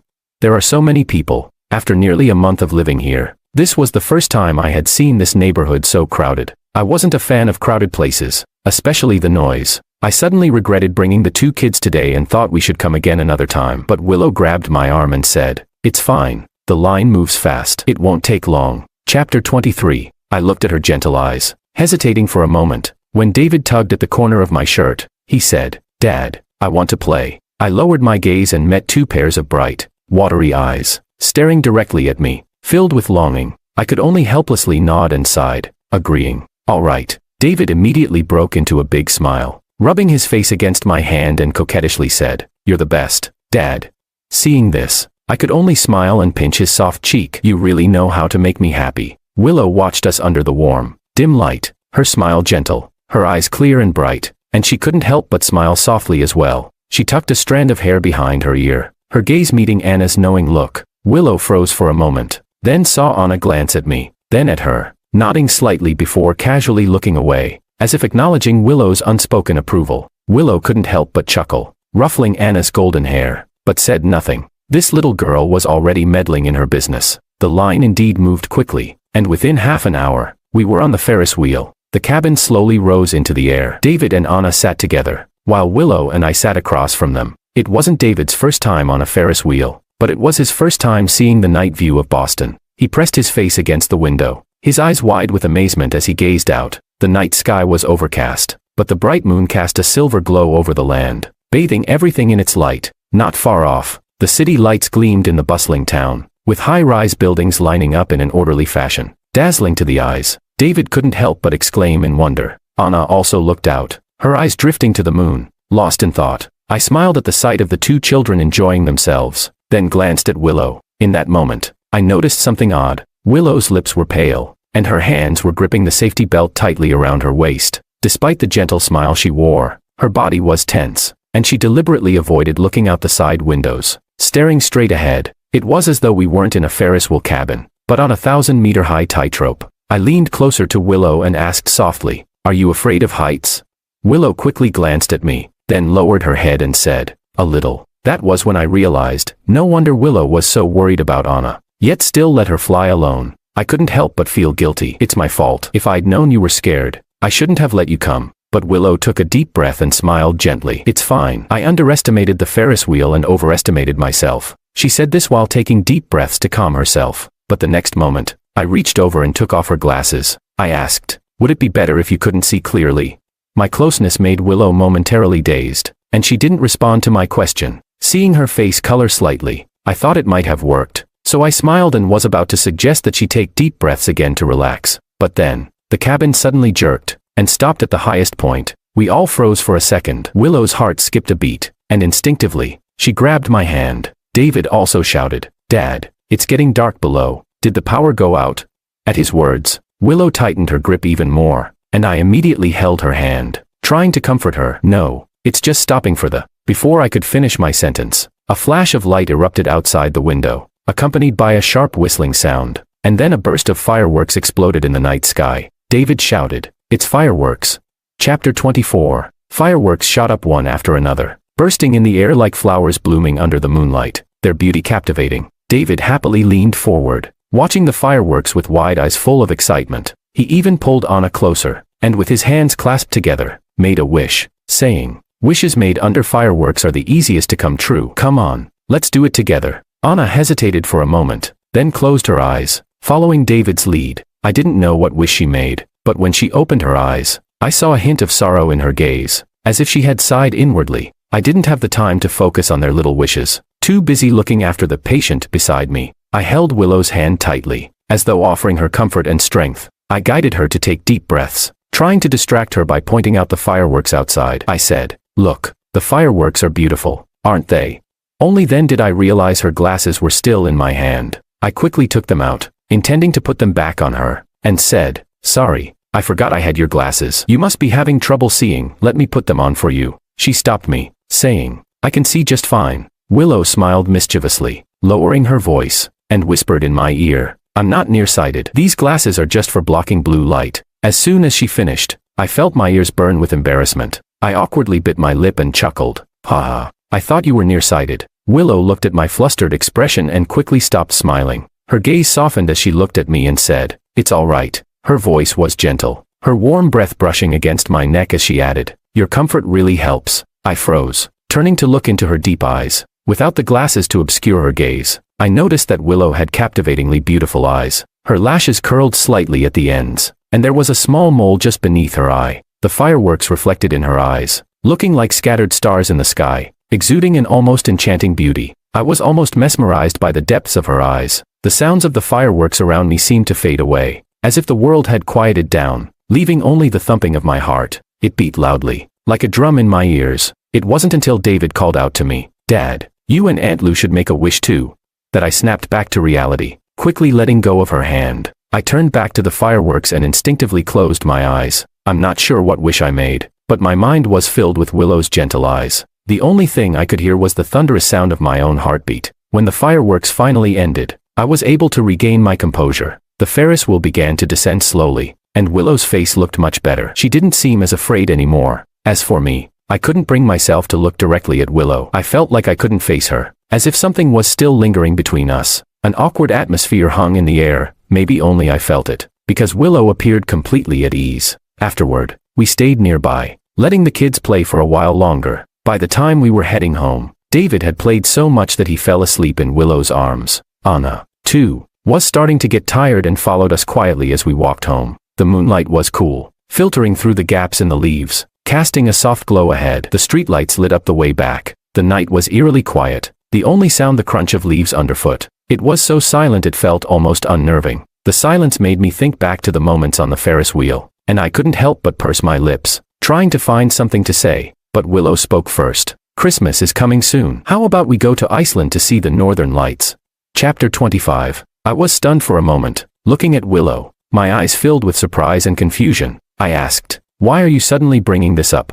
It wasn't just me who was shocked. Anyone who, after getting off a Ferris wheel on their way home, suddenly hears about travel plans a month ahead would feel taken aback. I looked into Willow's eyes, feeling completely puzzled. Willow seemed to realize how sudden her suggestion was, and she smiled apologetically before speaking. "Honestly, I just thought of it." She glanced at George, his bright eyes shining under the dim streetlights and moonlight, which reminded her of what had just happened on the Ferris wheel. The dazzling fireworks not only reflected in her deep eyes but also illuminated the wishes I had made. My expression hidden in the shadows of the night. Only my clasped hands were visible. The moment the fireworks exploded, their vibrant colors lit up my face, as if a colorblind person were seeing the world in full color for the first time. Willow's eyes brightened. Her heart skipped a beat. Her eyelashes fluttered down. Her eyes and ears tinged with a soft blush. Her brows relaxed. Her beauty pure and almost untouchable. After the Ferris wheel, noticing that I seemed lost in thought, she proposed the idea of seeing the northern lights. She continued,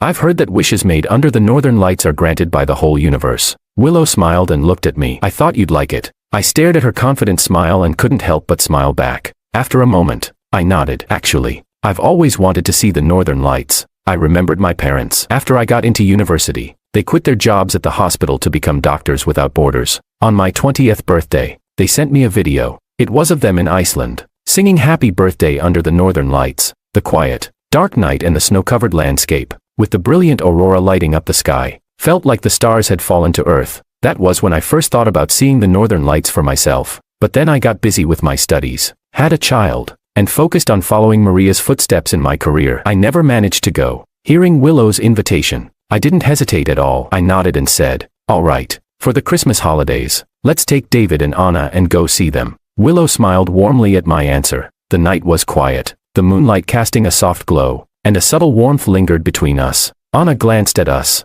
then turned her head thoughtfully. The autumn breeze blew away the falling leaves, and soon, snow began to fall. Christmas break arrived as expected. Since Christmas and New Year's Day are close together, the holidays usually overlap, giving us 2 weeks off. It was the perfect time to visit Iceland. As I looked at David, full of energy and excitement, I couldn't help but fuss over his clothes. Giving him one last set of instructions, I said, "Make sure you hold Anna's hand. If you get lost or need help, go find someone in a uniform." "Okay. Got it." David nodded, then looked at Anna and seriously said, "Don't worry, Dad. I'll be just as brave as Anna. I'm not afraid to fly by myself." I sighed, feeling helpless as I watched the 2 kids. It was supposed to be a relaxing trip, but David insisted on flying alone, just like Anna did last time. He wouldn't hear of us accompanying them. He proudly declared, "I'm grown up now, just like Anna." After some negotiation, I only managed to get him to agree to let Anna go with him, though I didn't feel comfortable with it. Looking at their determined faces, I had no choice but to give in. We booked an early flight for ourselves, and they would take a later one. As the boarding announcement came, Willow and I were called to board our flight. I was about to say something else when Anna wrote a few words in my palm. She wrote, "I'll take care of David, don't worry." Chapter 26. I looked at Anna's calm eyes, which were filled with determination. It felt like her words weren't just meant to reassure me, but to make up for something. I thought of something and decided not to nag further. I gently ruffled her hair and said softly, "I trust you." Willow also reminded Anna, "Make sure to hold your brother's hand and don't get lost. After the flight, we'll meet at the exit." Then she slipped an asthma inhaler into Anna's jacket pocket, adding, "It's been a while since the last attack, but just in case." Anna nodded silently, looking at us. I thought she was urging us to board quickly, so I was about to leave with Willow. But then I saw Anna tilt her head and glance at me before gesturing a few times to Willow. Willow paused, seeming a bit helpless, then laughed softly and patted Anna's head, saying something in German. The sign language was a bit complicated, and I couldn't quite understand it. but the German words were clear, and I caught the affectionate tone, which seemed like a playful nickname for a mischievous child. As I was puzzled, the boarding announcement sounded again, urging us to board. David also waved and said, "Dad, you go ahead. I'll make sure to take care of sister and myself." Though David was shorter than Anna, his words made me laugh, and I gently tapped his nose. I said, "You just take care of yourself. You're not even half her size yet." After saying that, I felt a little relieved and said goodbye to both of them before heading to the gate. Once we were on the plane, I suddenly remembered Anna's earlier gestures and couldn't help but ask Willow, "What did Anna say to you just now?" Willow saw the confusion in my eyes and seemed to hesitate, as if something she wanted to say got caught in her throat. She replied, "She knows I'm afraid of heights, so she asked you to take care of me." Immediately, my attention shifted to Willow's face. I asked anxiously, "Are you okay now?"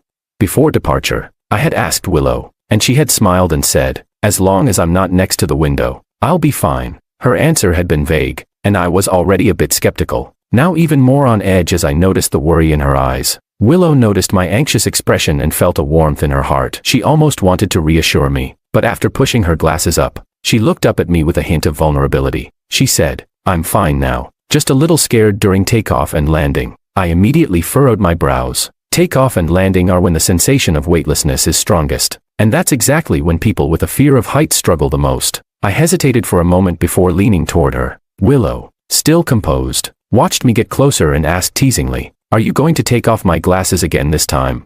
I froze, feeling embarrassed. No. I thought about the awkward situation on the Ferris wheel and felt the heat rush to my face. I quickly glanced at her and added, "Do you still want to feel better or not?"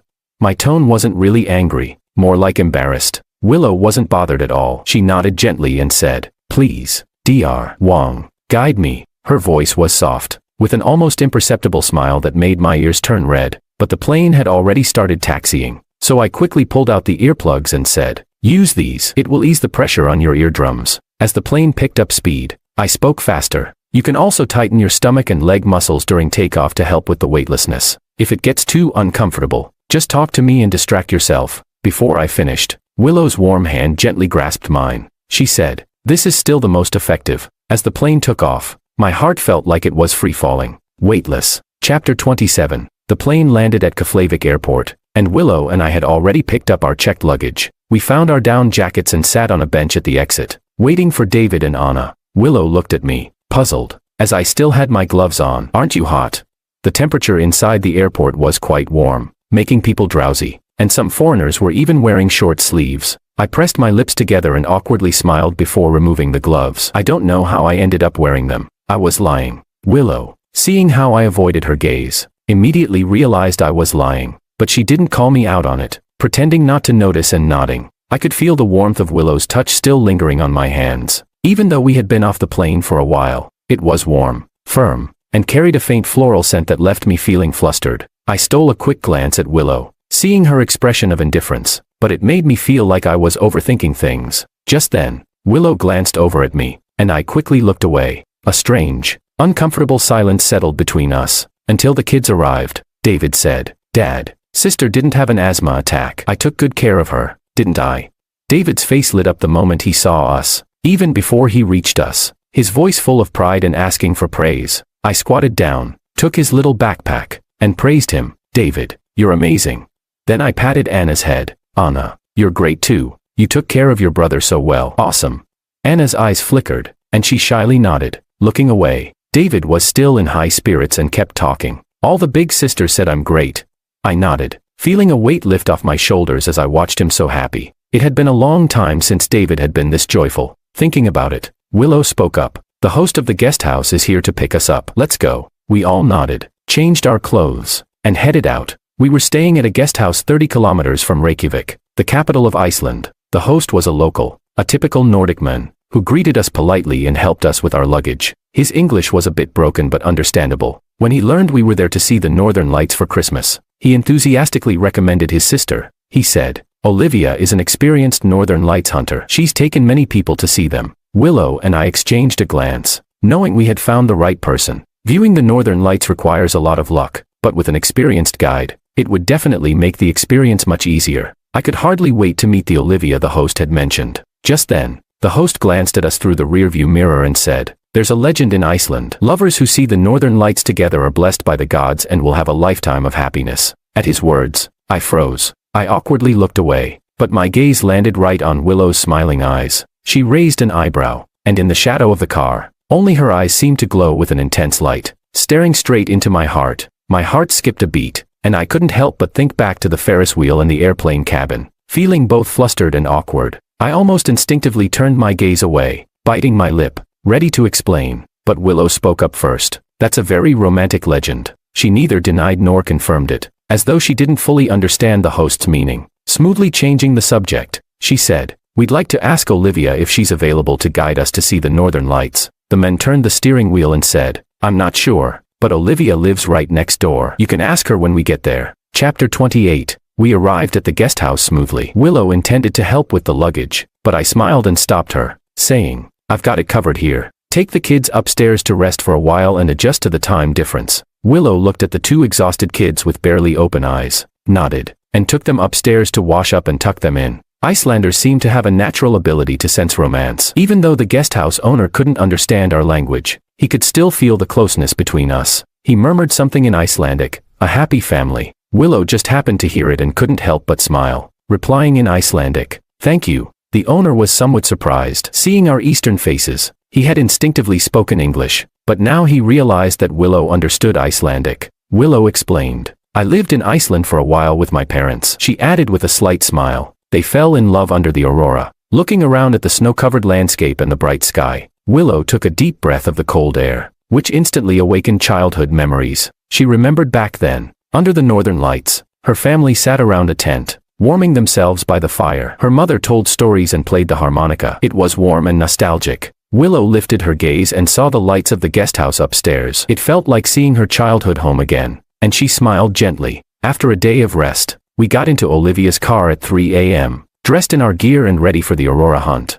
Olivia was a tall and muscular woman, only half a head shorter than me. Her blonde hair was neatly tied back, and a few wrinkles around her eyes showed that she wasn't young anymore. But her eyes were still sharp, and she spoke briefly. "The weather is good recently, so we should have a good chance of seeing the aurora." As she drove, she kept glancing at satellite maps and cloud patterns, adjusting the direction frequently. The night was pitch black, as if engulfed by a thick fog, with only the headlights illuminating the icy plains. In the distance, I could vaguely see the jagged outlines of snowy mountains. I marveled at the magnificence of nature but also worried about the kids. I turned around to check if David was cold, but he was eagerly pressed against the window, staring outside. Despite not being able to see much, he was undeterred and asked Olivia, "How much longer?" Olivia glanced at him, turned the steering wheel, and pressed the gas pedal. Half an hour. Half an hour later, we arrived at the first observation point, only to be told, "The wind has shifted, and the chances of seeing the aurora here are very low." After moving to 2 more locations, by the time we reached the 3rd observation point, no one had much hope of seeing the aurora anymore. The wind on the ice plains was sharp and biting. I told David and Anna to stay in the car while Willow and I got out. Looking up at the pitch-black sky, only the stars twinkled, making the place feel desolate. I exhaled and rubbed my numb hands, gazing at the direction where the aurora might appear, feeling a sense of melancholy. The aurora was a rare sight. It seemed like I wouldn't see it this time. Just then, a rich fragrance suddenly reached my nose. I turned to see Willow handing me a cup of hot cocoa. "Drink something warm to help you feel better," she said. I took the cup, thanked her, and drank it in one go. Warmth spread through my body, comforting my insides. Willow noticed my disappointment and comforted me. "We'll definitely see the aurora." I took it as mere consolation and smiled faintly, lowering my gaze. Olivia even said, "It's not certain." "How can you be so sure?" She replied softly, "Because you're with me." Her voice was tender, but my heart skipped a beat. I stared at Willow, seeing deep, intense love in her eyes, like the shimmering stars of the aurora itself. Just as I was about to say something, David and Anna came running over. David exclaimed, "The aurora is here." Chapter 29. The bluish-green starlight in the sky resembled ink splashed by an artist, casually trailing beautiful light across the sky. Amid the glow, a few brilliant stars sparkled, their dazzling light and the stars themselves spreading across the horizon, making it impossible to look away. I stared at the vibrant aurora, my eyes filled with admiration. It felt as though I was seeing the edge of the world, glimpsing the vastness and magnificence of the universe. The scenery was so breathtaking that I could hardly focus on anything else. Unaware of Willow standing beside me, her eyes burning with intensity. The aurora was George's landscape, but Willow's landscape was George. Under the starry sky, his eyes seemed to hold the universe within them, making it impossible to look away. It wasn't until a hoarse call startled us that we snapped back to reality. Mom. It was Anna. David was the first to hear, looking at Anna, who was lost in the aurora. In surprise, he asked,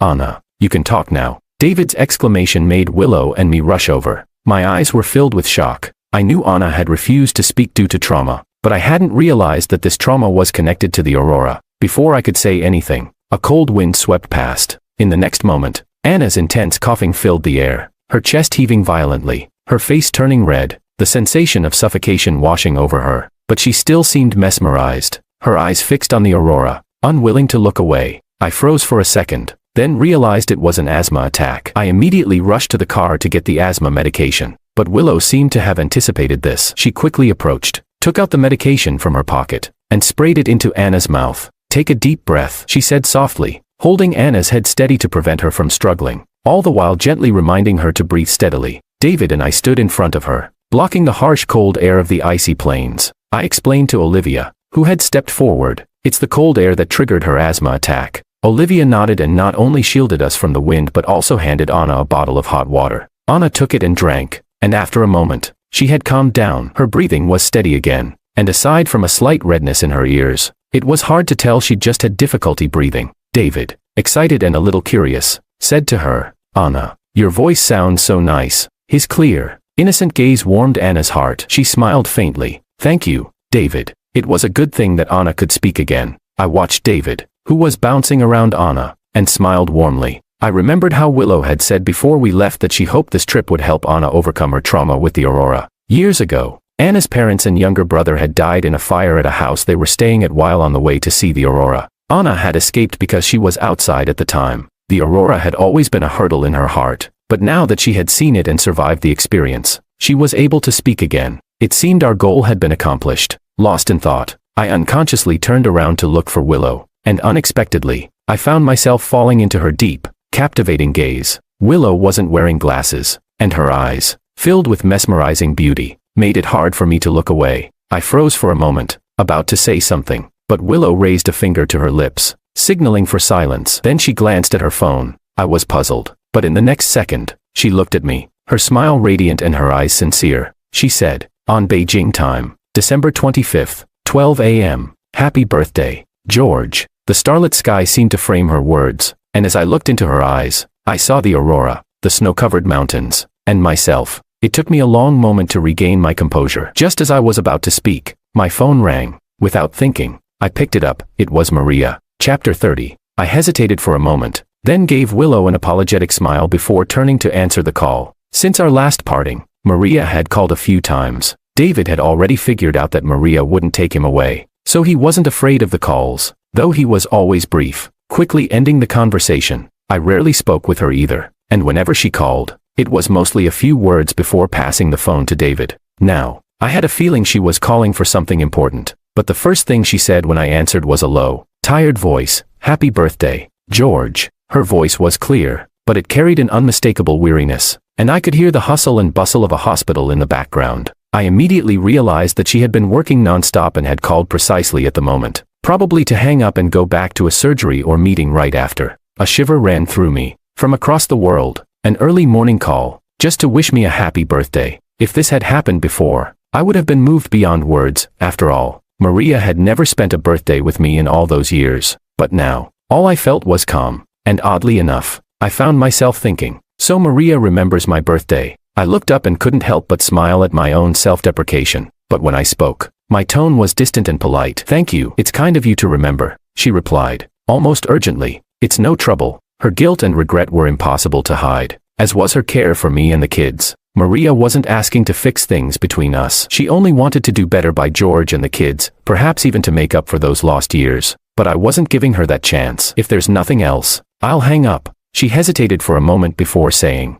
wait. It sounded like she stopped for a moment before asking, I bought gifts for you and David. Will you be able to accept them? I replied honestly, we're on vacation. We won't be back until after New Year's. I was about to hang up, but I heard Maria's voice tremble. We haven't talked in so long. Don't you want to ask me anything? Her tone was flat, but I could sense a faint, almost imperceptible plea. I furrowed my brow. I had no interest in her matters anymore. I'm not interested in your life, I said. Fearing she might misunderstand again, I clarified, "Our only connection is the kids. If you care about him, that's enough. Don't worry about me." There was silence on the other end, broken only by the sound of the wind howling in my ear. Just when I thought Maria wouldn't say anything else and I was about to hang up, I heard a soft, almost trembling question. "Is there someone you like now?" My breath caught, and for some reason, Willow came to mind. Her sparkling eyes beneath the fireworks and aurora. I paused for a moment, then didn't answer directly. I hung up the phone. Olivia said, "The aurora is fading. We should go." I came back to my senses and looked up at the fading aurora. The lonely night sky outlined the distant mountains.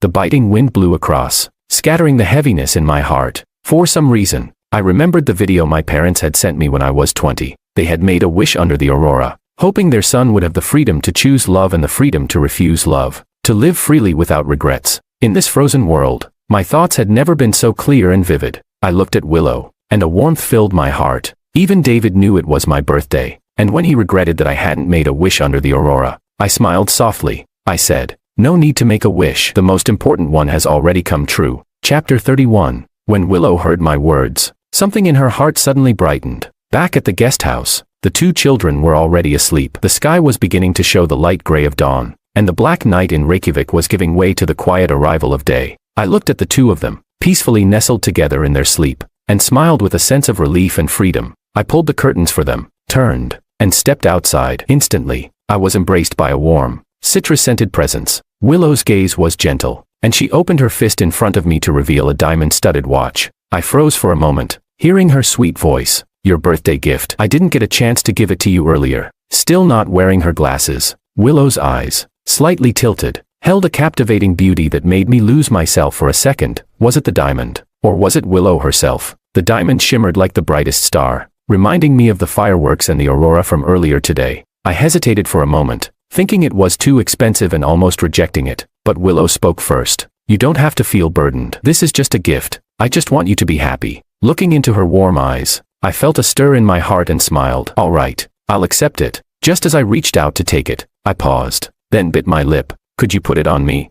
Willow was taken aback. She hadn't expected me to ask that. After all, she was always the more proactive one, while I had always been polite, careful with my words and actions. Even today, under the aurora, she had hesitated, unsure if she might have frightened me with her words. Now, she wasn't sure whether this was a signal, a step closer to what she had hoped for. As she saw me extend my bare wrist, Willow's gaze shifted slightly. She swallowed her excitement, steadying herself as if preparing for a delicate surgery. Slowly, she took my arm, guiding the watch onto my wrist. The proximity was too intimate. Willow had always believed she was the one leading, doing everything to entice George into these subtle, flirtatious exchanges, hoping he'd grow to like her. But now, just a hint of closeness from me made her hands tremble, a sensation she hadn't anticipated. The soft scent of wood and flowers lingered in the air, like an irresistible fragrance that made it impossible not to be captivated. It all happened in an instant. Her thoughts raced, but her hands were swift and steady as she finished putting the watch on. Stepping back with a small sigh, she noticed the flush on my ears, and a teasing smile formed on her lips. "Your ears are red."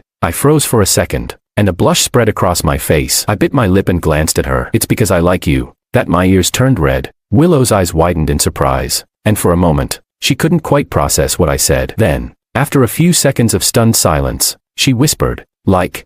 I had always seen her as calm and composed, but now, seeing her flustered, I couldn't help but find it endearing. I couldn't resist leaning closer, cupping her face in my hands, and planting a kiss near her lips. "I like you." As I pulled away, I felt her arms wrap tightly around me, pulling me back into another deep kiss. Our lips met once more, and after a long, passionate exchange, we broke apart, breathless. Willow's cheeks were flushed, her lips wet, and she looked at me as if inviting me for more. My gaze darkened as I gently nudged her forehead with mine, brushing her nose with mine. She whispered, "I love you." Outside, the snow piled up 3 feet thick, and the cold wind blew across the ice field. But inside, the warmth was like spring, and we exchanged another kiss under the gentle light. Chapter 32. Adult relationships always seem to move slowly during the stage of ambiguity, but once they are clear, it's like a wildfire, everything falling into place effortlessly. The trip to Iceland ended, and the 4 of us headed back. The children had adjusted well. Back home, David looked at me with a mischievous glint in his eyes and ran up, asking, "Dad, should I call Willow Mom now?" I sighed, knowing he was teasing, and almost reached out to tug his ear, but before I could, the doorbell rang. Willow immediately shielded David and said, David's just joking. You go open the door. I'll talk to him. I retracted my hand and went to answer the door. To my surprise, it was Maria standing outside. Maria. I paused, unsure of her visit, and just as I was about to ask, Willow appeared behind me, casually slipping her arm around mine and standing beside me in a show of intimacy. Maria's face immediately changed. She saw us together. The moment Maria saw us close together, her heart sank. The tiredness from back-to-back flights and cross-ocean travels had been nothing compared to the pain this simple gesture caused. The truth had hit her. I was moving on. For all the times before, our relationship had ended, but she had never felt this way. Now, she truly understood what it meant to lose me. I had already moved forward, and she was left standing still. Maria looked at me with a mix of surprise and sorrow, swallowed her emotions, and reached into her bag to pull out a gift box. This is your birthday gift, she said, her hands trembling slightly, not from the gift but from the weight of her own feelings. I glanced at her but took the box from her, feeling a sudden heaviness in my heart. She remained silent for a moment before I broke the silence. Is there anything else? Maria hesitated, as if deciding whether to share something. Before responding, Makoto and his college classmate are getting married in March. If you're free, would you like to come? I was taken aback but nodded. I'll be there. After a moment of awkward silence, I asked, should I bring David? Do you want to see him? She shook her head. No need, she said, her lips tight, then stood up to leave. I have work to do. I can't stay any longer. With that, Maria turned and left. Willow and I stood silently, watching her retreating figure. I couldn't help but feel perplexed. She flew all this way, just to drop off a gift. Willow, sensing the change in the air, nudged me gently. Don't worry about her. We haven't packed yet. She leaned in, placing a soft kiss on my lips before pulling me into the living room. Let's pack our bags. We're going out to have Chinese food to celebrate your belated birthday. David and Anna both eagerly agreed. Okay.